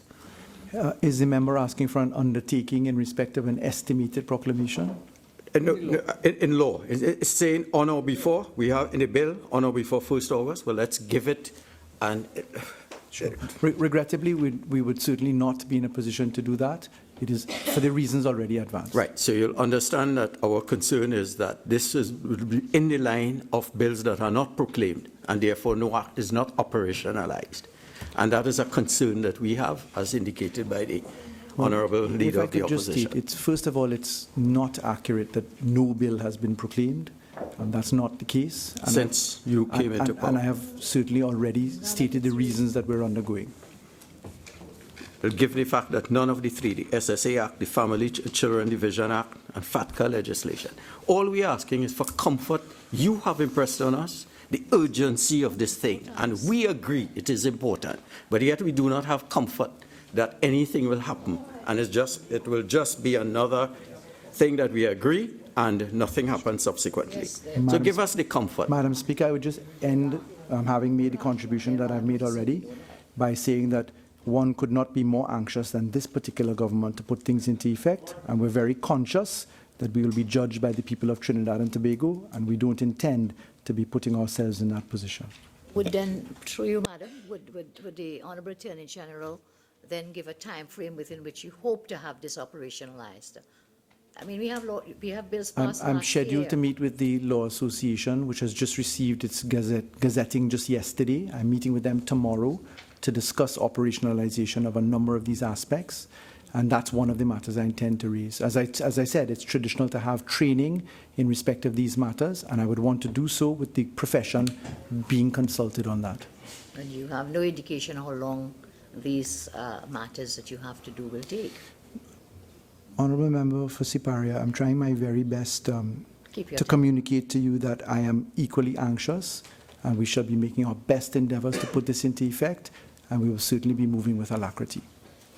The question is that clause 1 do stand part of the bill. The question is that clause 1 now stand part of the bill. Those in favour say aye. Aye. Those against say no. I think the ayes have it. Clause 1 now stands part of the bill. Clause 2. The question is that clause 2 stand part of the bill. I would take the Attorney General. Much obliged, Madam Speaker. Madam Speaker, the observations of the Honourable Leader of the Opposition found good reflection. Certainly we've proposed an amendment to the definition for an accused person. We've also proposed a modification of the definition of particular course of action, and we've also sought to clarify the issue of relative. Honourable Chief. Yes, ma'am. Since there are proposed amendments to more than one of the definitions, I was going to do them separately now. Can we do them one at a time? Yes, ma'am. Thank you very much. Thank you. Madam Speaker, relative to the first one, and I could just pull my bill here. We've sought specifically to move away from the definition as stated. As stated, we had used the word accused person means a person suspected of committing a criminal offence or a defendant in proceedings before the court for criminal proceedings. And we propose now that the accused person includes, taking avail of the observations of the Leader of the Opposition, a person who is not charged with an offence but who is under investigation for the commission of an offence. If I could explain that. Accused would find itself defined already in law as a person who's before the court as a defendant. So the expanded version that we had became otiose if you factored that. However, insofar as this bill contemplates someone moving into a plea discussion and eventually a plea agreement prior to even a charge being offered, we needed to accept ourselves away from the definitions in the Interpretation Act by specifically including that the accused would include someone who is not charged with an offence but who is under investigation for an offence. So we've sought to simplify, built on the back of the Interpretation Act, or the common definition of what a defendant actually is. I do know, Madam Speaker, that the Honourable Leader of the Opposition has proposed something which is tied to the definition of accused person. Perhaps it may be, with your guidance, convenient for us to speak about that at the same time. That is to treat with the observations of the Opposition. Thank you, Madam. I have circulated an amendment, and I welcome the opportunity to discuss this because I can see the benefit of including an accused, including suspects for plea discussions. However, it seems to me that there are inconsistencies with having this suspect being a person who could enter into plea discussions, but even more important, into plea agreements, because the entire tenor of the bill makes provisions for certain things to be done with certain courts, and I can point you to them. Clauses 18, 19, and I'll come back to the specific parts, 18, 19, 20, 21, 22, 23, 24, 25, 27, and there's some others. They provide for steps to be followed and, most important, for judicial oversight for plea agreements, for the plea agreements especially. Yes. So 18.3 starts off, a victim impact statement shall be filed with the court at the time of filing of a plea agreement. So a suspect is not before the court. That's what I'm saying. If you want to have the suspect, we will have to do something else. 19.2 provides, in essence, that a plea agreement concluded whilst the person is before a magistrate shall be filed with the clerk of the peace.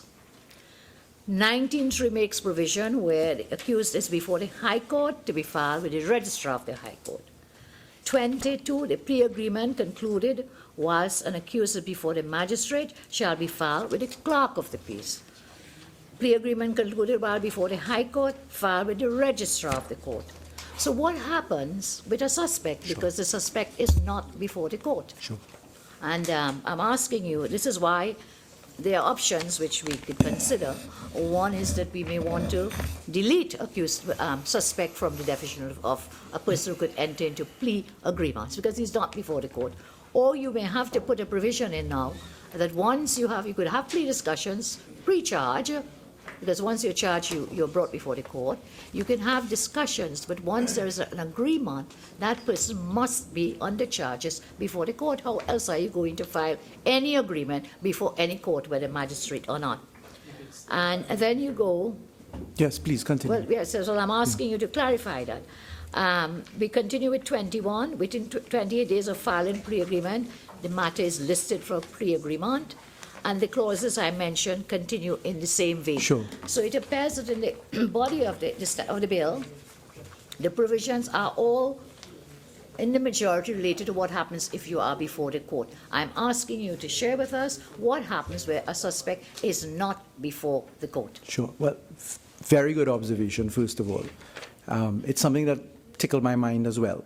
So let's start at clause 6 and then move to clause 10. All of the clauses that you've referred to, I understand the logic behind your position.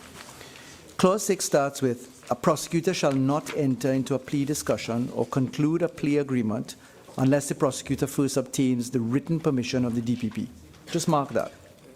When we get to clause 10, and then we jump to 11, 10 says, a prosecutor shall not initiate a plea discussion with an accused person who is not represented by an attorney at law.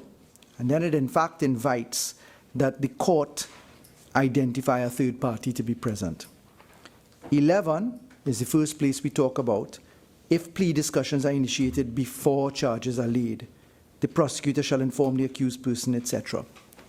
So your legitimate concern, if I understand it, is how does one get, without a charge, before a judicial officer, for a judicial officer to do something which, if you start from clauses 18, move forward, as you've observed, is to go into a process of the judge confirming the discussion and then entering the agreement, and then the appeal, etc., follows from there. Accepting or rejecting. Correct. So the question is, how does someone who is not charged get before the court? That's right. And it's to be found, really, by the fact that the DPP must give consent to the initiation of a plea discussion, because it is only the DPP who would be deciding whether you have a charge to answer or not. The discussion which happens at this point before the police move to charge, the discussion moves this way. Accused is in a police station under investigation, or under investigation and not at the station, assisting the police, as they would say. The police approach the DPP, say, would you please have a look at this matter? We're contemplating charging this person. The discussion can commence with the accused, who is not yet charged, with the DPP having given an indication in very guarded terms, because under the bill we don't have to actually give all of the evidence away just yet. You can reserve that. It's specified in the bill. The DPP considers whether a charge would be capable of being offered or not. The DPP then indicates that to the accused, and the discussion happens. He authorizes the accused to commence going before the court not charged. And how that's done is in two routes. One at the High Court, one at the magistracy. To approach the High Court, the rules of the court will have to pick up now the manner in which one approaches the court to have the plea discussion start. Converting a plea agreement. Well, the discussion start, because the first part deals with discussion, then victim impact statements, then we go to plea agreements. When we're at plea discussion point, it's the court that would have to authorize for an unrepresented accused how the plea discussion starts. In the High Court, that could easily be done by way of an application to the court for the appointment of the third party under the provisions of Clause 10. And in the case where you are not yet before the court, the plea discussion, which is in Part 2 of the bill, where you're represented, is between the prosecutor and the attorney for the accused. It's only when you are at the point of an agreement going to the court that you then file by way of application to the court that this agreement be concluded.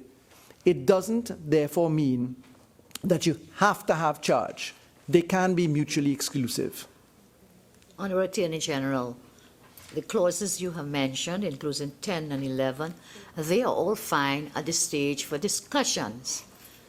I have not seen the quantum leap of taking the discussions and taking that accused before a court where you can file a plea agreement.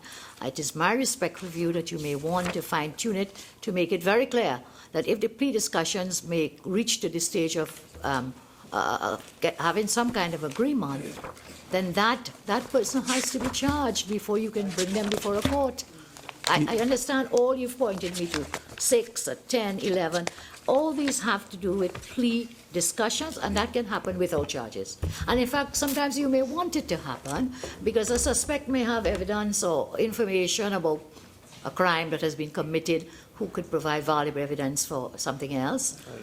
So I could see the value of the suspect, but it is my respectful view that it leap from discussion to having the judicial oversight for the filing of a plea agreement and everything that takes place thereafter.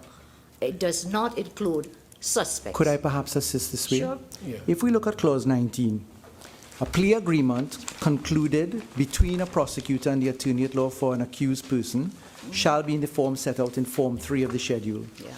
You're correct, Honourable Leader of the Opposition, that a charge has to be offered. Yes. It's actually in Form 3. You see, the concept of the plea agreement is not that you're going to court for anything other than an admission of guilt. The question is what you have negotiated your way out of. So you're correct. The discussion can jump to an agreement because you'd have to admit in Form 3 the particulars of a charge which will be offered. Right. It's only when you get to the charge which you may have negotiated that you get to that particular position. Okay, again, with due respect, sir, on a reading of Form 3, which is on page 23 of this bill, it is very clear. It says, whereas the accused defendant was on the X day of X year charged. That's what I'm so pointing again, the to. accused has to be charged. Yes, but and therefore, the forms in the schedule cannot constitute the laying of a charge, per se. You see, Honourable Leader, the charge is a prerequisite of the plea bargaining. Of course. But you can move as a suspect into a plea discussion and then accept the charge reduced into the plea agreement stage, which you offer to the court in the body of Form 3, pursuant to Clause 19 of the bill. With due respect, it cannot be filed in the court given the provisions I've outlined for you from 18, 19, 20, 21, 22, 23, 24, 25, unless the provision is made. If you're before the magistrate, you file there. If you're before the High Court, you file there. You file with registrar or with the clerk of the peace in the magistrate's court. Look, the intention is good. It will assist in this whole process. There must be a linking clause, and perhaps you could ask your technocrats to look at it, to convert at some point that the person will be charged. Because basically, what is a plea agreement? Your definition of a plea agreement in this bill is that where the accused pleads guilty. What if there's no charge? What is he going to plead guilty to? That is what, in exchange for, your definition of plea agreement is where the accused agrees to plead guilty. Here is it, in Clause 4.1. The accused person agrees to plead guilty to an offense disclosed on the facts and to fulfill any other, which a charge against the accused is based, to fulfill other obligations. There must be a connection. Look, I don't want us to pass it and then it gets into trouble. Honourable Leader, I understand what you're saying. As I've said, we've actually thought about this process. In fact, That's why we went for 3 successive days. We took every opportunity to speak with Mrs. Elder in particular. We had the commentary from the judiciary, from senior members of the bar. We've had all of these comments from the Criminal Justice Advisory Team, from the British High Commission and Canadian government. I follow your position. What I'm trying to point you to is that in clause 19 itself, yes, you do have to have a charge come in. It's contained in, but it's very much like a mortgage would be, where you lodge a conveyance first and a mortgage is registered immediately after. You do the two at the same time. In this type of scenario, you'd be going before the court. You will have the charges dealt with on the same day and the plea agreement approach dealt with at the same day. It can all be done in one day. AG? Yes. Madam, as I understand it, AG, am I correct? I think, yes, I agree with the leader of the opposition. There must be a charge, and in these circumstances, there will be a charge. After the plea agreement, for example, they may have been investigating murder. They enter into the discussion, and he agrees that he should be charged for manslaughter on the basis of the facts. At that point, he will be charged for manslaughter, and that is what goes. And that is what goes. No, it's here. And that is what goes before the court. Because it's the charge that goes before the court, but the plea discussion will be for murder, for an example, or grievous bodily harm to actual or bodily harm, some lesser offense. But the charge will be preferred along with the plea agreement. May I just, Please. I really thank the honourable member for Laventille West, who is very, very eloquent in his words today, and I thank him for his efforts to clarify. But again, Honourable Attorney General, you've referred to Form 3, and Form 3 is clearly stating in the first part, whereas the accused was on such a date charged, and then on a different day the plea agreement. So it cannot be that this is the charge. You see, it's 2 different days. And in any event, sorry, sir, I am not the greatest of criminal lawyers, but from my understanding of it, a charge is laid under different statutes. A charge is laid not by a form in a schedule of a bill for plea bargaining. So a charge is laid under the Summary Offences Act, under the whatever indictable offences, etc., etc. So Form 3 is not the charge. Well, Form 3 is the agreement. No, hold on. You didn't say that. Hold on, I didn't say that. Sorry, I misunderstood you. I was referring you, Honourable Leader, to the fact that you're correct that a charge is a prerequisite of a plea agreement, and therefore you have the locus, if I could use that, to be in court. What I'm saying is, by facilitating the discussions prior to charge, the steps to get to before the court for the plea agreement to be entered in the manners that you've pointed out, the routes available, indictable or summary, is that you will have to be charged, but you've negotiated what that charge will be. There's nothing to say that it couldn't be done on the same day, or that you go for an arraignment the day before and the plea agreement the day after, because it's all subject to agreement. But an arraignment, you're already charged. With an arraignment, you're already charged. So you can you can agree to what you're going to be arraigned to. Agreed. Yeah. But you have to be charged. I'm saying that you will be before an charged. arraignment. The ability from the United States come back to cop the plea, as they call it, is that you negotiate the position that you're in prior to being charged. Honourable Attorney General, I agree with everything you've said. I'm saying that ambiguity can be easily erased with one clause being inserted, which says that prior to filing, because you cannot file in a court unless you're charged with something before the court. But you are. There's nothing to stop that. There is nothing to say that that must happen. But it is axiomatic that you have to be met with a charge. It's evidenced in the form. You have set out what happens to an accused who is before the magistrate's court. You have set out what happens to a person who is before the High Court for the indictable matters. You have not set out what happens to a person who is not before any court. The person arrives at the court. The process of charging and plea arrangement are done side by side. With due respect, I do not agree, but you are the government of the league. Yes, well, that's what I'm saying, that it's your choice. Let the opposition talk and the government? Let the opposition have its say and the government will have its way. I mean, go ahead. But I'm saying that respectfully, I do not agree. and we move on. Huh? Charged separately. But it must be in there. It's here, it's here. It Take it should from be us. in the bill. Just one clause. One clause, you know. One clause can make all the difference. Just one insertion. Suppose I'm a suspect, not charged. Not charged. And I enter into a plea arrangement. Oh, the plea will be under Attorney the General, may I judgment. suggest that there are other amendments Yes, proposed sure. to close two, so that maybe you can give your final say. Thank you, Madam Speaker. And if we can deal with the other amendments proposed. Sure. under clause The second matter proposed under under clause 2 was to treat with the definition of particular course of action. We proposed in that section that we delete agrees so that there doesn't have to be an actual agreement. The clause originally read, particular course of action means a course of action referred to in section 4.1b that a prosecutor agrees may take under a plea agreement. We've proposed delete the word agrees so that it would be a particular course of action means a course of action referred to in section 4.1b that a prosecutor may take under a plea agreement. In respect of the definition of relative, we have sought to add into sub C of the definition of relative, which originally read as a person responsible for the care and support. The word victim was missing there. So we've put it in to now read a person responsible for the victim's care and support. Those are the three amendments that we proposed to clause 2.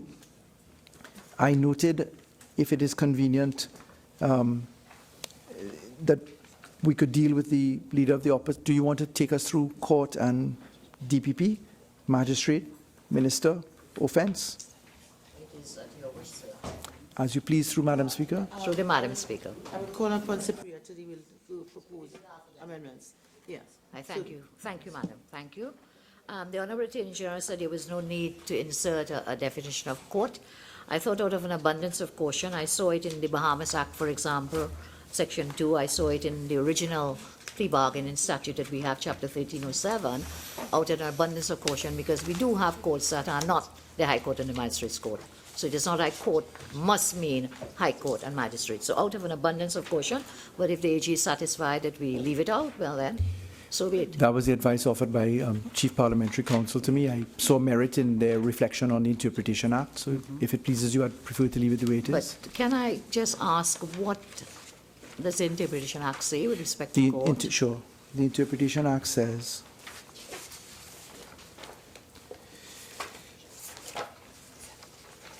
that's 78 of Chapter 301. Court means any court of Trinidad and Tobago of competent jurisdiction. So does that mean, for example, the industrial court? Is it a court of competent jurisdiction? It's not a superior court of record. Yeah, but let's hear Yes, what it no, says. I follow your point. So the industrial court is a court of competent jurisdiction, yes, but there are also offences that can come before that court. So I'm saying out of the abundance of caution, we exclude, and we say we're dealing with court, High Court, Court of Appeal, High Court and the Supreme Court and the Magistrates Court. Just give me a moment. If you think it's superfluous, so be it.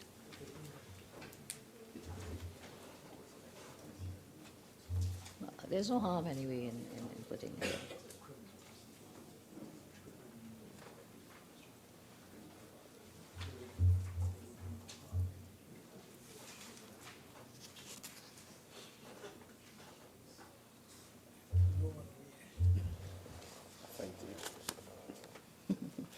If you'll help me with the red explains it.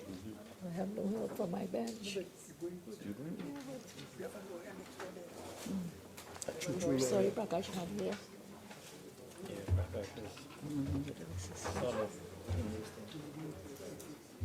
You want to release it here? No. If you all read this and read that, you'll see.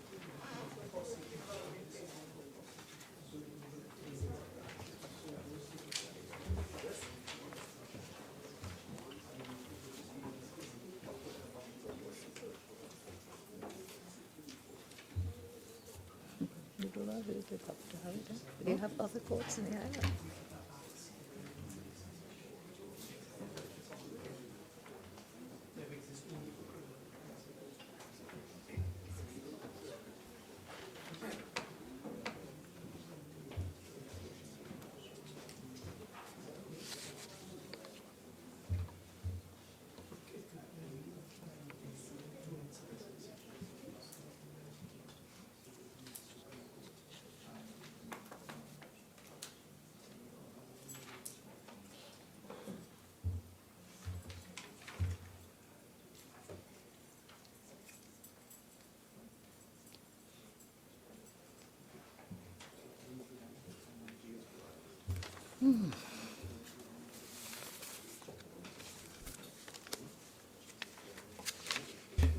Honourable Member, through you, Madam Chair,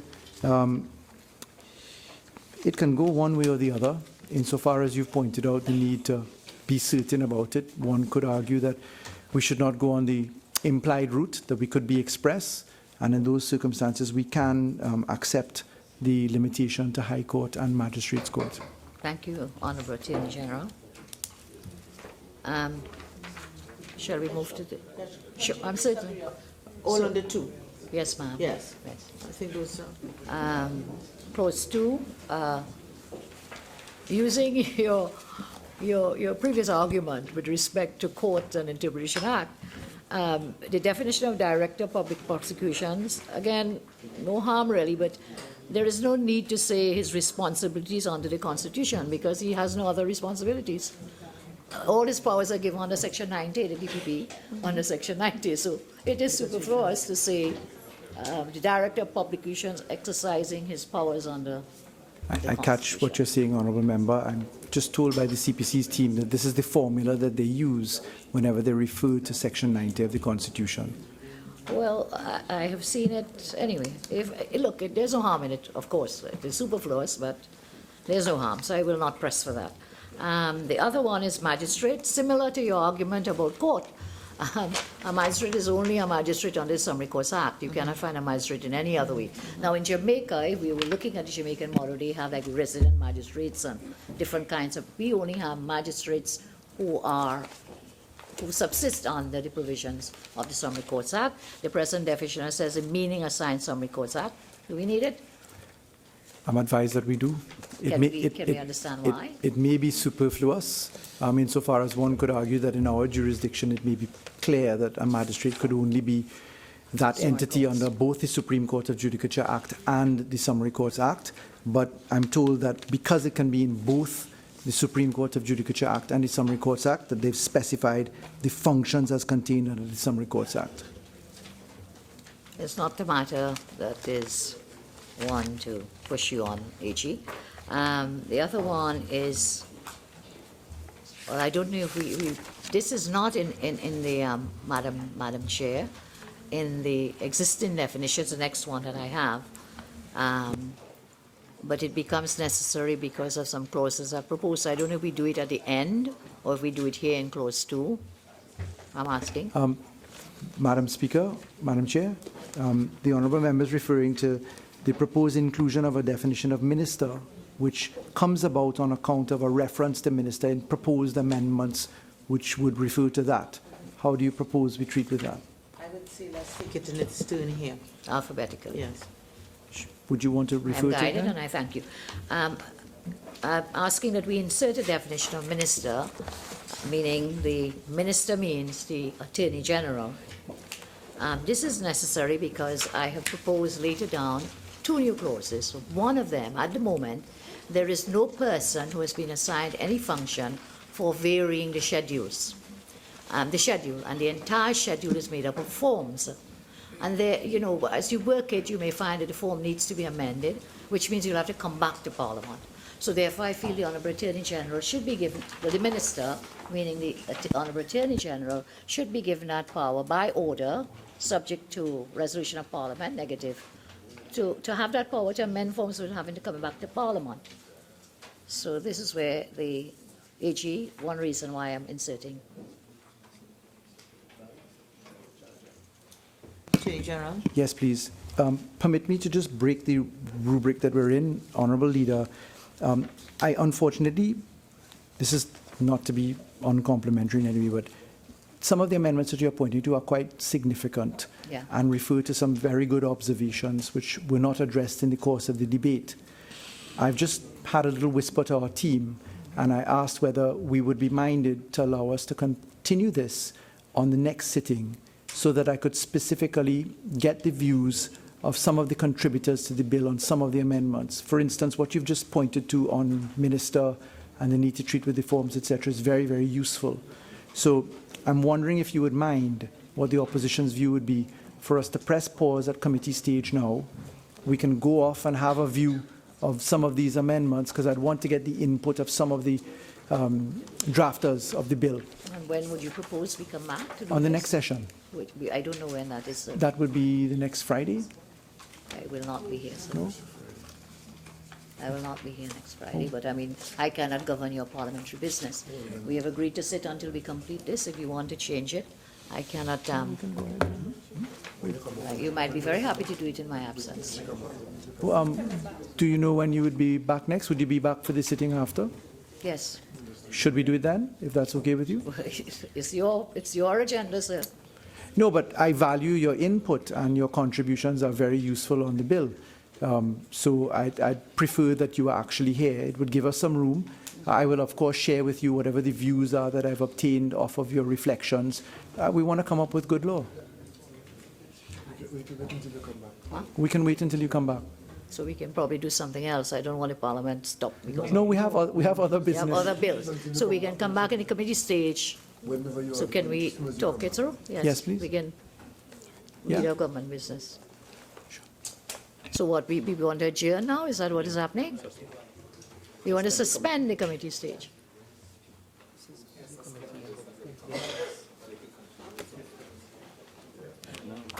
Do we want to do that? Would you not want to share your views verbally and then he comes back? Rather You see, what you have, Honourable Attorney General, if it is you really want to give serious consideration, and I do appreciate that, this is an important bill. I have placed in the thing my amendments. You don't have my reasons why. Well, you don't. You know, for that one, you could see. I'm sure you see the benefit right away. You cannot have forms in a schedule and then have to come back to Parliament to change forms. I actually spot a lot 7 years later of some of the logic behind it. But I'm proposing that we can get some advice on it and to come back. Members? Yeah. One moment. That's what I'm asking to do.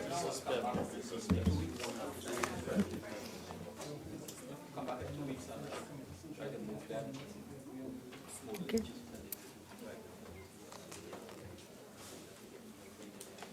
But the point you raised is very good. No, I have a lot of good points here.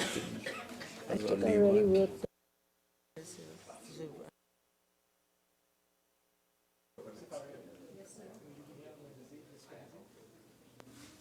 Next week? This Friday is Good Friday. I wonder if we know that. No. Would you? I was just asking off mic whether you'd be here. That's the week I'll be out. Okay, understood. Easter week. Insofar as the next day goes to a private members' day, would you be opposed to after private members' day doing the tail end of the committee stage? Not at all, but would you want to put it so far ahead? Well, it's only to be sure that you're back. Following Wednesday? Not this Wednesday, the Wednesday. What is the date? Today is the... Today's the 12th. So Friday will be the 4th. 14 and 7 is 21. So we can come on the Wednesday, if you wish. We could do that. The Wednesday is the 25th, and then the private day is the Friday. I really wouldn't want my colleagues to get interfered with their private day. We get one a month. No, we wouldn't do that. At 6:30 when it ends, we could just carry on with the bill. We can come on Wednesday. So that week. Yeah, this, if you see it, sir, which you don't have, the amendments are quite extensive. After private members. So you want to do it after private members? Yeah, we could. I'm sorry. Okay? Huh?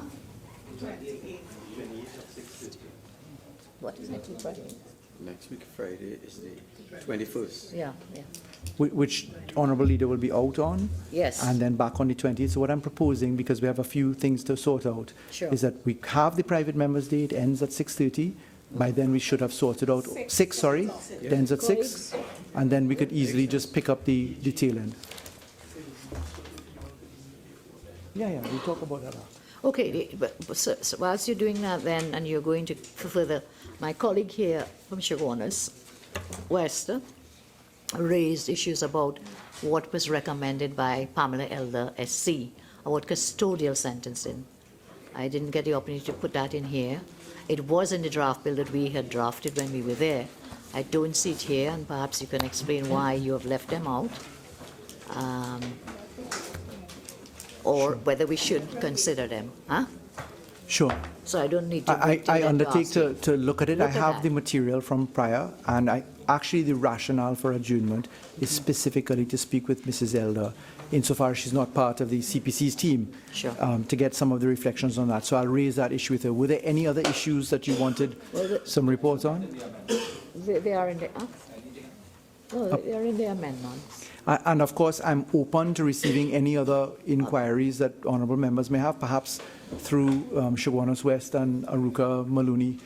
We could pick up anything else that perhaps you may have missed at this point. Chaguanas West and Pointe-a-Pierre, because one is out and one Understood. might be going out. Sure. So, Okay? Thank you for your cooperation. May I just confirm that it is Friday the 28th at 6 that we will resume this debate, please? You all agree? Yes. and on that Just day, confirming. and on that day, madam, we will have private day for us. Private members' day, and then after that, we'll return to this. Yes? Yes, I think we have an agreement. Thank you. Okay, so, honourable members, the question is that progress on the bill be now reported to the House. Those in favour say aye. Aye. Those against say no. I think the ayes have it.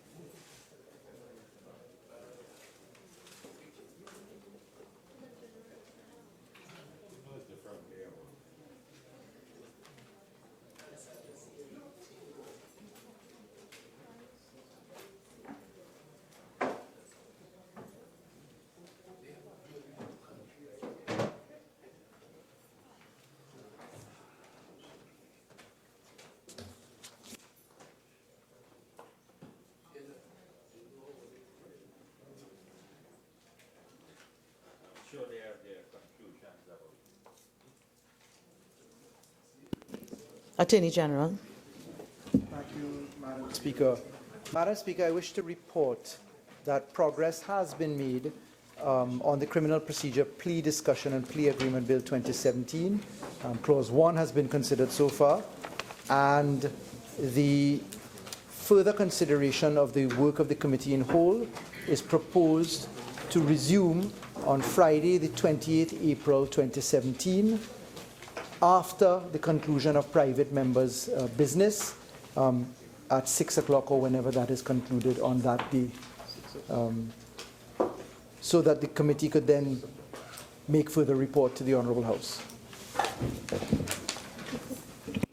Honourable members, leave is granted for further consideration of this bill by the Committee of the Whole on Friday, the 28th of April. Leader of the House. Madam Speaker, I beg to move that this House do now adjourn to Friday, the 21st day of April 2017 at 1:30 p.m., at which time we will do the motion number one, which is the appointment of the,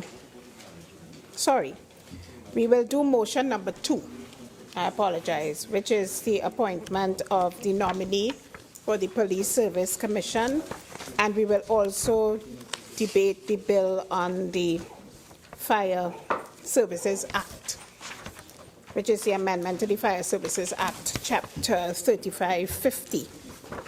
Not necessarily in that order, but thank you.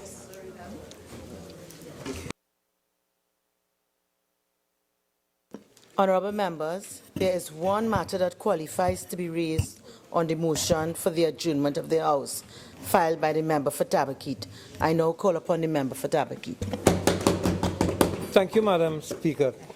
Thank you very much. Madam Speaker, the matter has to do with the situation that currently exists in relation to the difficulties being experienced as a result of the lack of what might be described at this stage as confirmed arrangements for the transport of cargo in particular, and also passengers to and from Tobago. Madam Speaker, in the tradition of the current administration, the PNM, one would expect in their reply to hear them blaming the past administration and accusing the past administration about all kinds of things relevant to this particular issue. But I want to say to them this afternoon that the people are tired of this blaming culture. The people are tired of these accusations, and they want to see a government who claim to be in charge fix the problem that they are supposed to fix. Madam Speaker, the issue is simple. The Galicia, which was brought to Trinidad and Tobago by the People's Administration when the warrior spirit, I believe it broke down, it was brought on a 12-month contract. It was extended for another 12-month period, and it was supposed to be extended to October 31st, October 2017, the end of October. And we understand that the Cabinet of Trinidad and Tobago rejected the recommendation of the Port Authority Management. And in rejecting the recommendation of Port Authority Management, it has thrown things into a tailspin. And the people of Tobago are now not assured that they're going to have a reliable transportation system in terms of Tobago. Madam Speaker, when you listen to the people of Tobago on this matter, you realize that there are 4 things that they are saying about this government in this matter. 1, that there is gross incompetence with this matter. 2, there has been a gross dereliction of duty in this matter and care for the people of Tobago. Thirdly, there has been gross mismanagement of this whole process. And fourthly, there's the perception of corruption that has brought about this particular issue. Madam Speaker, this matter is not only about the matter of transport of cargo and people, but it's also about the impact on the image of Trinidad and Tobago as a tourism destination, one which was recently described by the Honourable Minister for Tourism as a country not being ready for tourists. These are the words of the Minister of Tourism, who is perpetually absent from the House. And this matter of the termination, she never in a seat, of the contract of the Galicia has attracted global interest. And Madam Speaker, when a matter like this attracts global interest, what is happening here is that you are affecting the reputation of Trinidad and Tobago and what we really describe as reputational damage. And it's difficult when your reputation as a tourism destination has been affected to repair that, especially when you see what is also happening in Tobago. For the first time, you have 5 murders taking place in Tobago.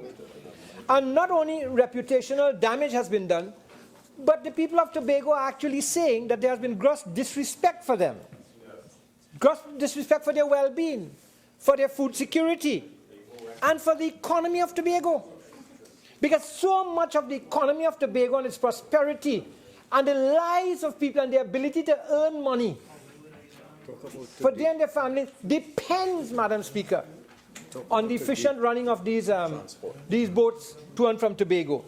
And therefore, no amount of blaming, no amount of excuses, no amount of accusations, no amount of talk about who's self-interest and no self-interest will absolve the current administration from what is a management and leadership disaster on their part.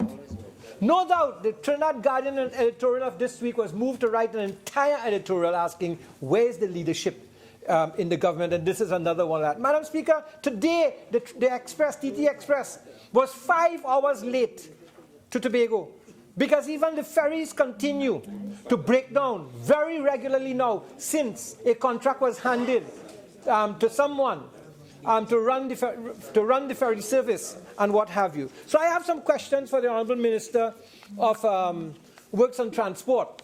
Of course, he inherited this problem because if the former minister had done this job rather than concerned about whether he sits on the 10th level or whether he sits in the ministry, maybe he would have done his job and this problem would not be where it is. Well put it.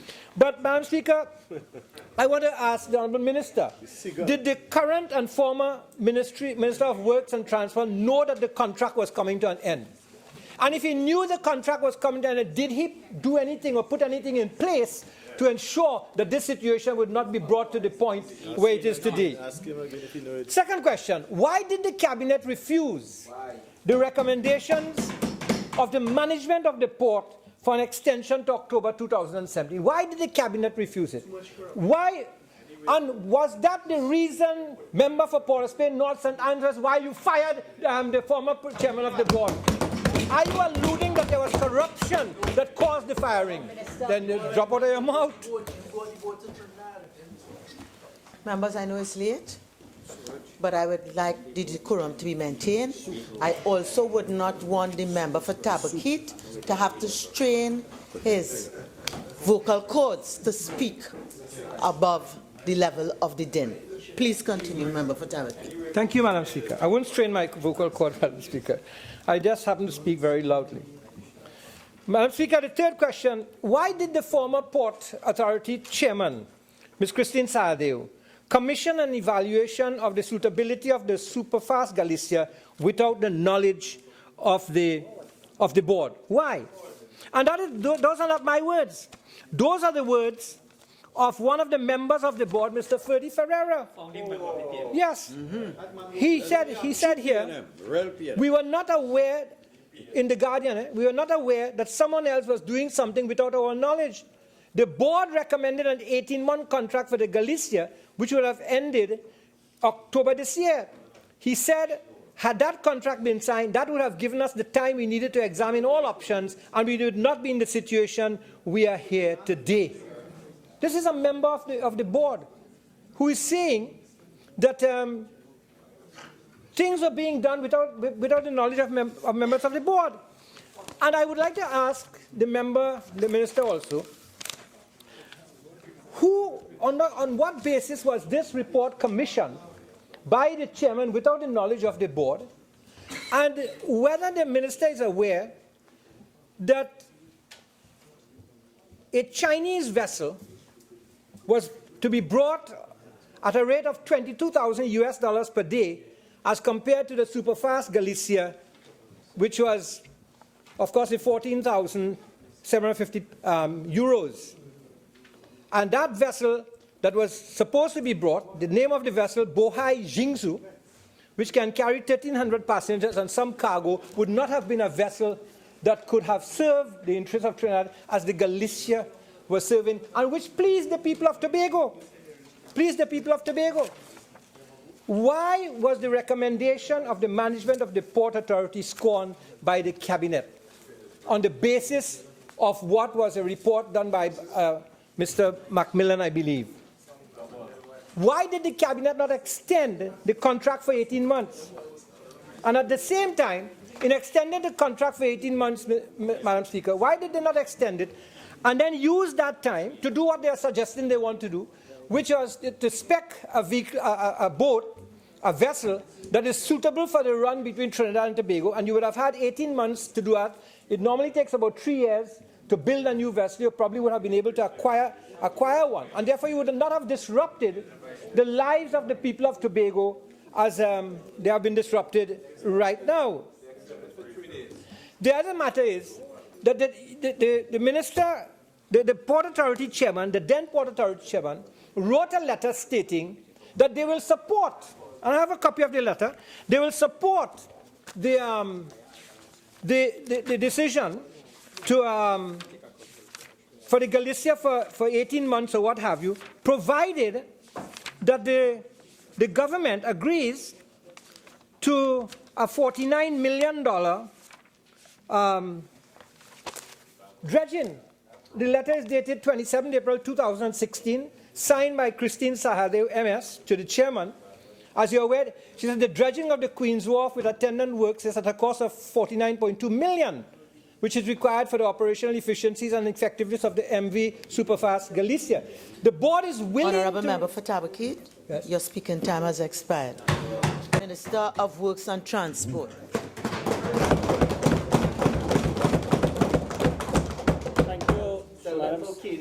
Thank you, Madam Speaker.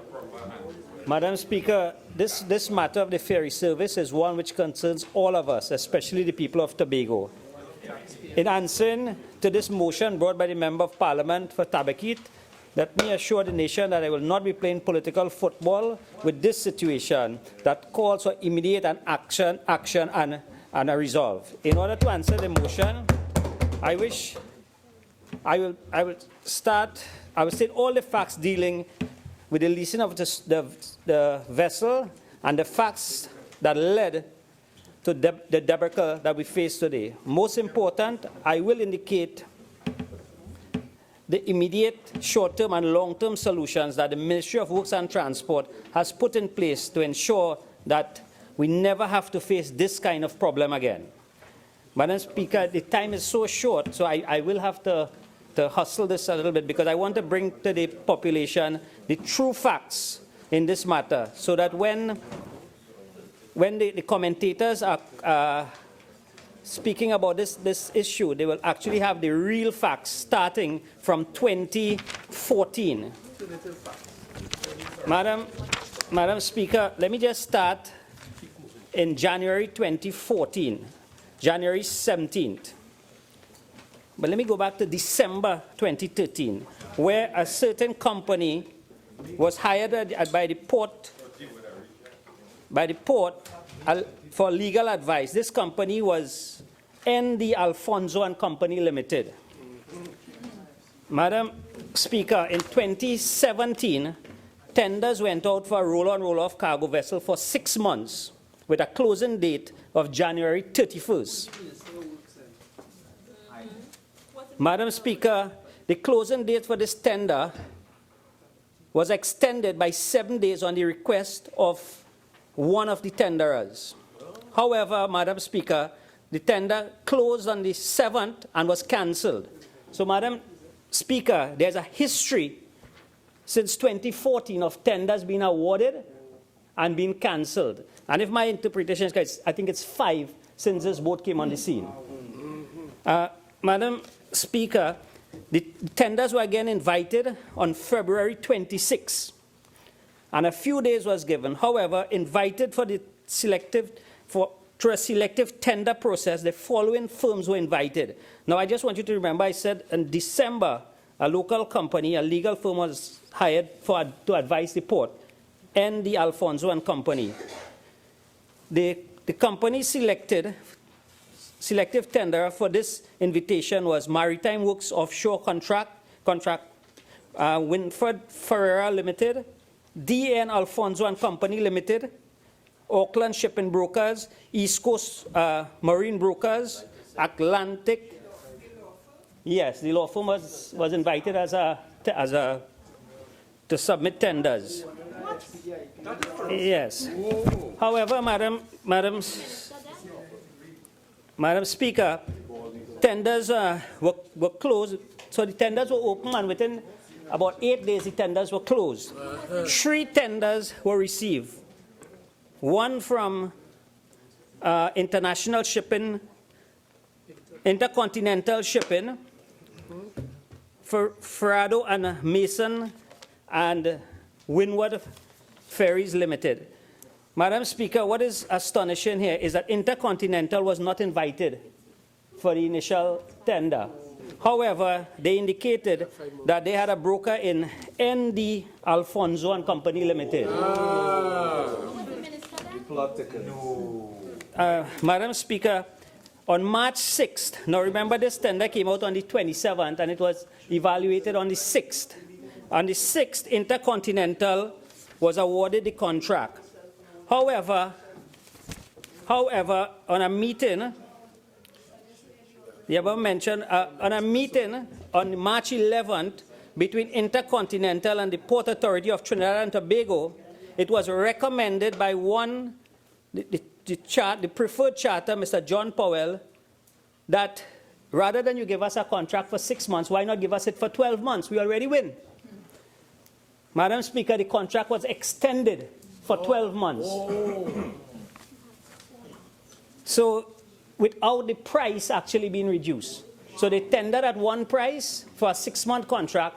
They eventually got a 12-month contract at the same price. This, to me, was a disadvantage to the other tenderers. Yeah. No, I'm giving you, no, I'll come down to exactly it. Okay, Madam Chairman, I can continue to go on. I can continue to go on to show you exactly where we are. However, in November of 2016, I was appointed Minister of Works and Transportation. I immediately recognized there was a challenge with this vessel. I went to Tobago, met with the stakeholders, and then I came back to Trinidad, calling the charter, Mr. Powell of Intercontinental Shipping. He informed me in December that he had a legitimate agreement. However, it was not signed. And he would prefer to have this contract signed off in December. I told him in January I would get back to him and try to have this matter sorted out. Early January, I called him in. He indicated to me immediately that he's no longer interested in an 18-month contract. What he wants is a new contract for 5 years, 3 years plus 2 years, or they will pull the boat. Madam Speaker, Madam Speaker, I consider that to be economic economic blackmail. That's how I consider that. Anticipatory breach. Madam Speaker, immediately, after listening to him, I informed the board that what they need to do now is go out and spec a vessel immediately. Because understanding the challenges of this boat, where, one, the boat cannot berth at the Queen's Wharf. The boat has to berth in front of the Hyatt at the expense of cruise ships coming in. Two, we have to spend extra funding to hire a barge and tug. Three, the Hyatt is complaining about infrastructural damage that the boat is causing. There. This morning, coming into the Hyatt, to the Parliament, you couldn't enter. Why? Because all the trucks had to go down now in front of the Hyatt to load on the barge. We can't continue like that. Then there's a major problem where if we have to keep this boat, it's a $50 million dredging plus an average of about $20 million every 2 years because of the depth of the draft. Now, Madam Speaker, just to remember, in 2013, this boat came in for 6 months. It stayed for 12 months, and they keep extending, but they did nothing to improve the infrastructure for the boat. Nothing they did. So, Madam Speaker, I know my time is running out, and what I wanted to talk about now is the solutions, because this government is not only about talking about the other guys, about finding solutions. Madam Speaker, the Cabinet have already approved the tendering, the approval for the tendering process for the purchase of a brand new cargo vessel for Trinidad and Tobago. They have also approved the tendering process for the hiring of a cargo vessel for 3 years. And Madam Madam Speaker, I just want to inform the people of Tobago that I will be taking a note to Cabinet for the purchase of 2 new fast ferries for passenger transportation to Tobago. Madam President, I wish I had about an hour again to tell you all the things that went on between 2013 and 2015 with the superfast, but I guess I don't have that time now. Thank you.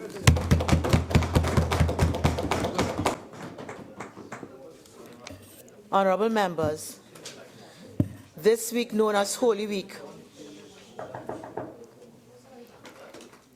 Honourable members, this week known as Holy Week in the Christian faith is considered the most sacred week in the Christian calendar.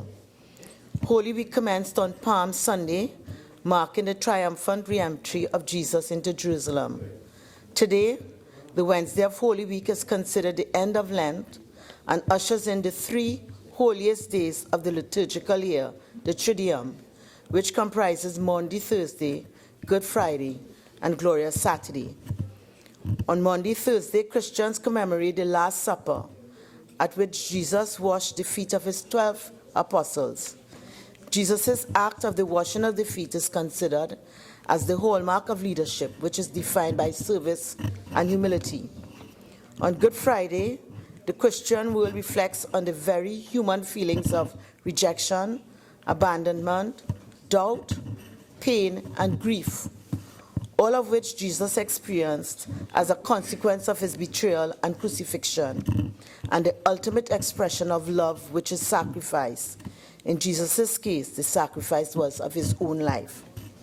Glorious Saturday, the last day of the Triduum, celebrates Jesus' conquest of pain, suffering, doubt, and loss, while Christians await with joyous anticipation the resurrection of Jesus the Redeemer on Easter Sunday. I now invite members to bring greetings to the Christian community on the event of Easter 2017. The member for St. Anne's East.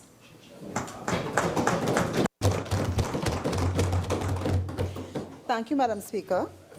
It is my honor to bring Easter greetings to you and to the members of this Honorable House during this Holy Week 2017. The Easter season marks one of the most significant times for Christians the world over. Here in Trinidad and Tobago, more than 50% of our population identifies as Christian.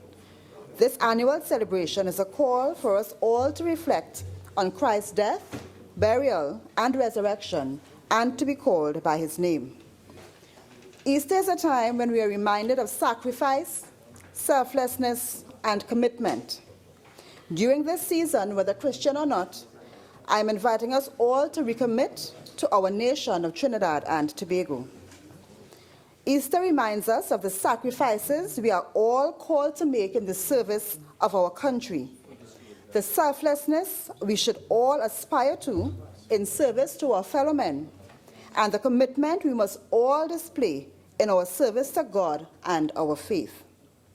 May we internalize the message of triumph through sacrifice and keep before us the potential we have to create a resilient nation together. On behalf of the government of Trinidad and Tobago, I wish us all, especially those Roman Catholics among us, a holy Easter. May God continue to bless us always. Member for Camuto, Manzanilla. It is indeed a humbling experience to bring greetings on behalf of the opposition to the Christian community on this most auspicious... Members, I would like to hear the contribution by the member for Camuto, Manzanilla, please. Please continue. On this most auspicious week in the Christian calendar, many events took place on this week over 2,000 years ago. And on the night that Jesus was betrayed, he broke bread. He gave thanks, and he gave it to his disciples and said, "Take this, my body, that is given to you. Do this in remembrance of me." And in the same like manner, he took the cup, and he gave thanks, and he gave it to his disciples and said, "Drink ye. This is my blood, which was shed for many." And it is the only thing throughout the scriptures, old and new, that God mandated that we do in remembrance. And as Christians, for many of us, whether it's once a month or weekly, we celebrate the Eucharist. We celebrate the body of Christ. And why did that happen? It happened because when man, Adam and Eve, came into this world, we fell and we became sinful. And God made a way of escape for us. Throughout history, the Jews would sacrifice a lamb every Passover, and that lamb would represent the blood, a covenant between God and man that allowed our sins to be atoned. But it was not enough. It was not enough for an animal. And so God sent his only son to die, to suffer and die, and to be resurrected. But Matthew tells us in 27 that the scribes and elders This indiscipline. Have no respect. I would certainly expect at least the Christians among us to be a little more respectful to the tributes. Thank you, Madam Speaker. I'm Hindu. Matthew 27 tells us in verse 1 that the chief priests and the elders planned to execute Jesus. And what they didn't realize was that Zechariah had indicated that he would have been crucified, he would have been pierced. And therefore prophecy, it was necessary for prophecy to be fulfilled. And even after that, Pontius Pilate felt, maybe, if I can make intervention, and maybe if I bruised him and I laid upon him whips upon his back, perhaps it will appease the chief priests and the elders. But little did Pilate know that in order to fulfill the word that was spoken in Isaiah 53, he had to flog Jesus. Because Isaiah 53:5 says, but he was wounded for our transgressions. He was bruised for our iniquities. The chastisement of our peace was upon him, and by his stripes we are healed. And so it was necessary for blood to be spilled. It was necessary for Jesus to be crucified, to die, to be buried, and to be resurrected. And for Christians, it's very important because, when he was risen and the disciples went in to his grave, they found an empty tomb. But what they found was a napkin folded very neatly. And that napkin is very significant because for the Jews, for anyone who understands history, Jewish history, when a master is at his table and he's not finished eating, he folds his napkin and his servant would know that he is not finished. He will come back to his meal. And so when the disciples entered and saw a folded napkin, they understood that he will come again. And so this time for Christians is a very significant time. We understand that by his blood we can enter boldly into the Holy of Holies. For that very moment that Jesus died and he gave up his spirit, something significant happened that never happened ever. In the temple, the curtain was torn into two. That curtain was 60 feet high. I am 6 feet something, so that's six times me. 60 feet high, 30 feet wide, 4 inches thick. And there was no human possible way for that curtain to be ripped top down. And it happened so that we could enter boldly into the Holy of Holies and receive forgiveness for our sins, because the blood of the Lamb was shed. And so we thank God that He so loved the world that He gave His only begotten Son, that whosoever believeth in Him should not perish, but have everlasting life. And in this day, on behalf of the opposition, I would like to wish every member of the Christian community in Trinidad and Tobago and throughout the world a happy and holy Resurrection Week. Thank you. Oh.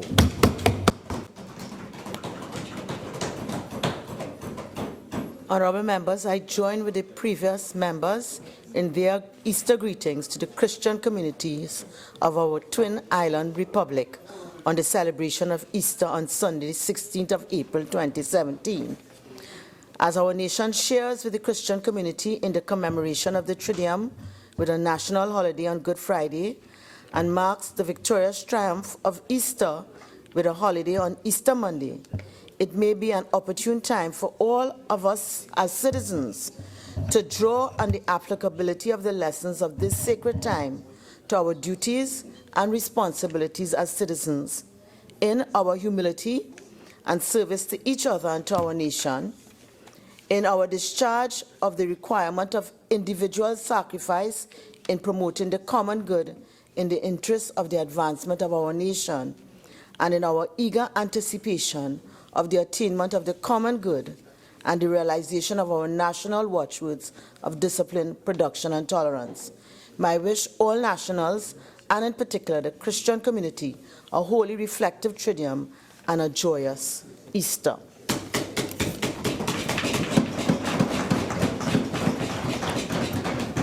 Honorable members, the question is that this House now do adjourn to Friday, 21st April 2017 at 1:30 p.m. All in favor say aye. Aye. Any against? The ayes have it. This House now stands adjourned to Friday, 21st April 2017 at 1:30 p.m.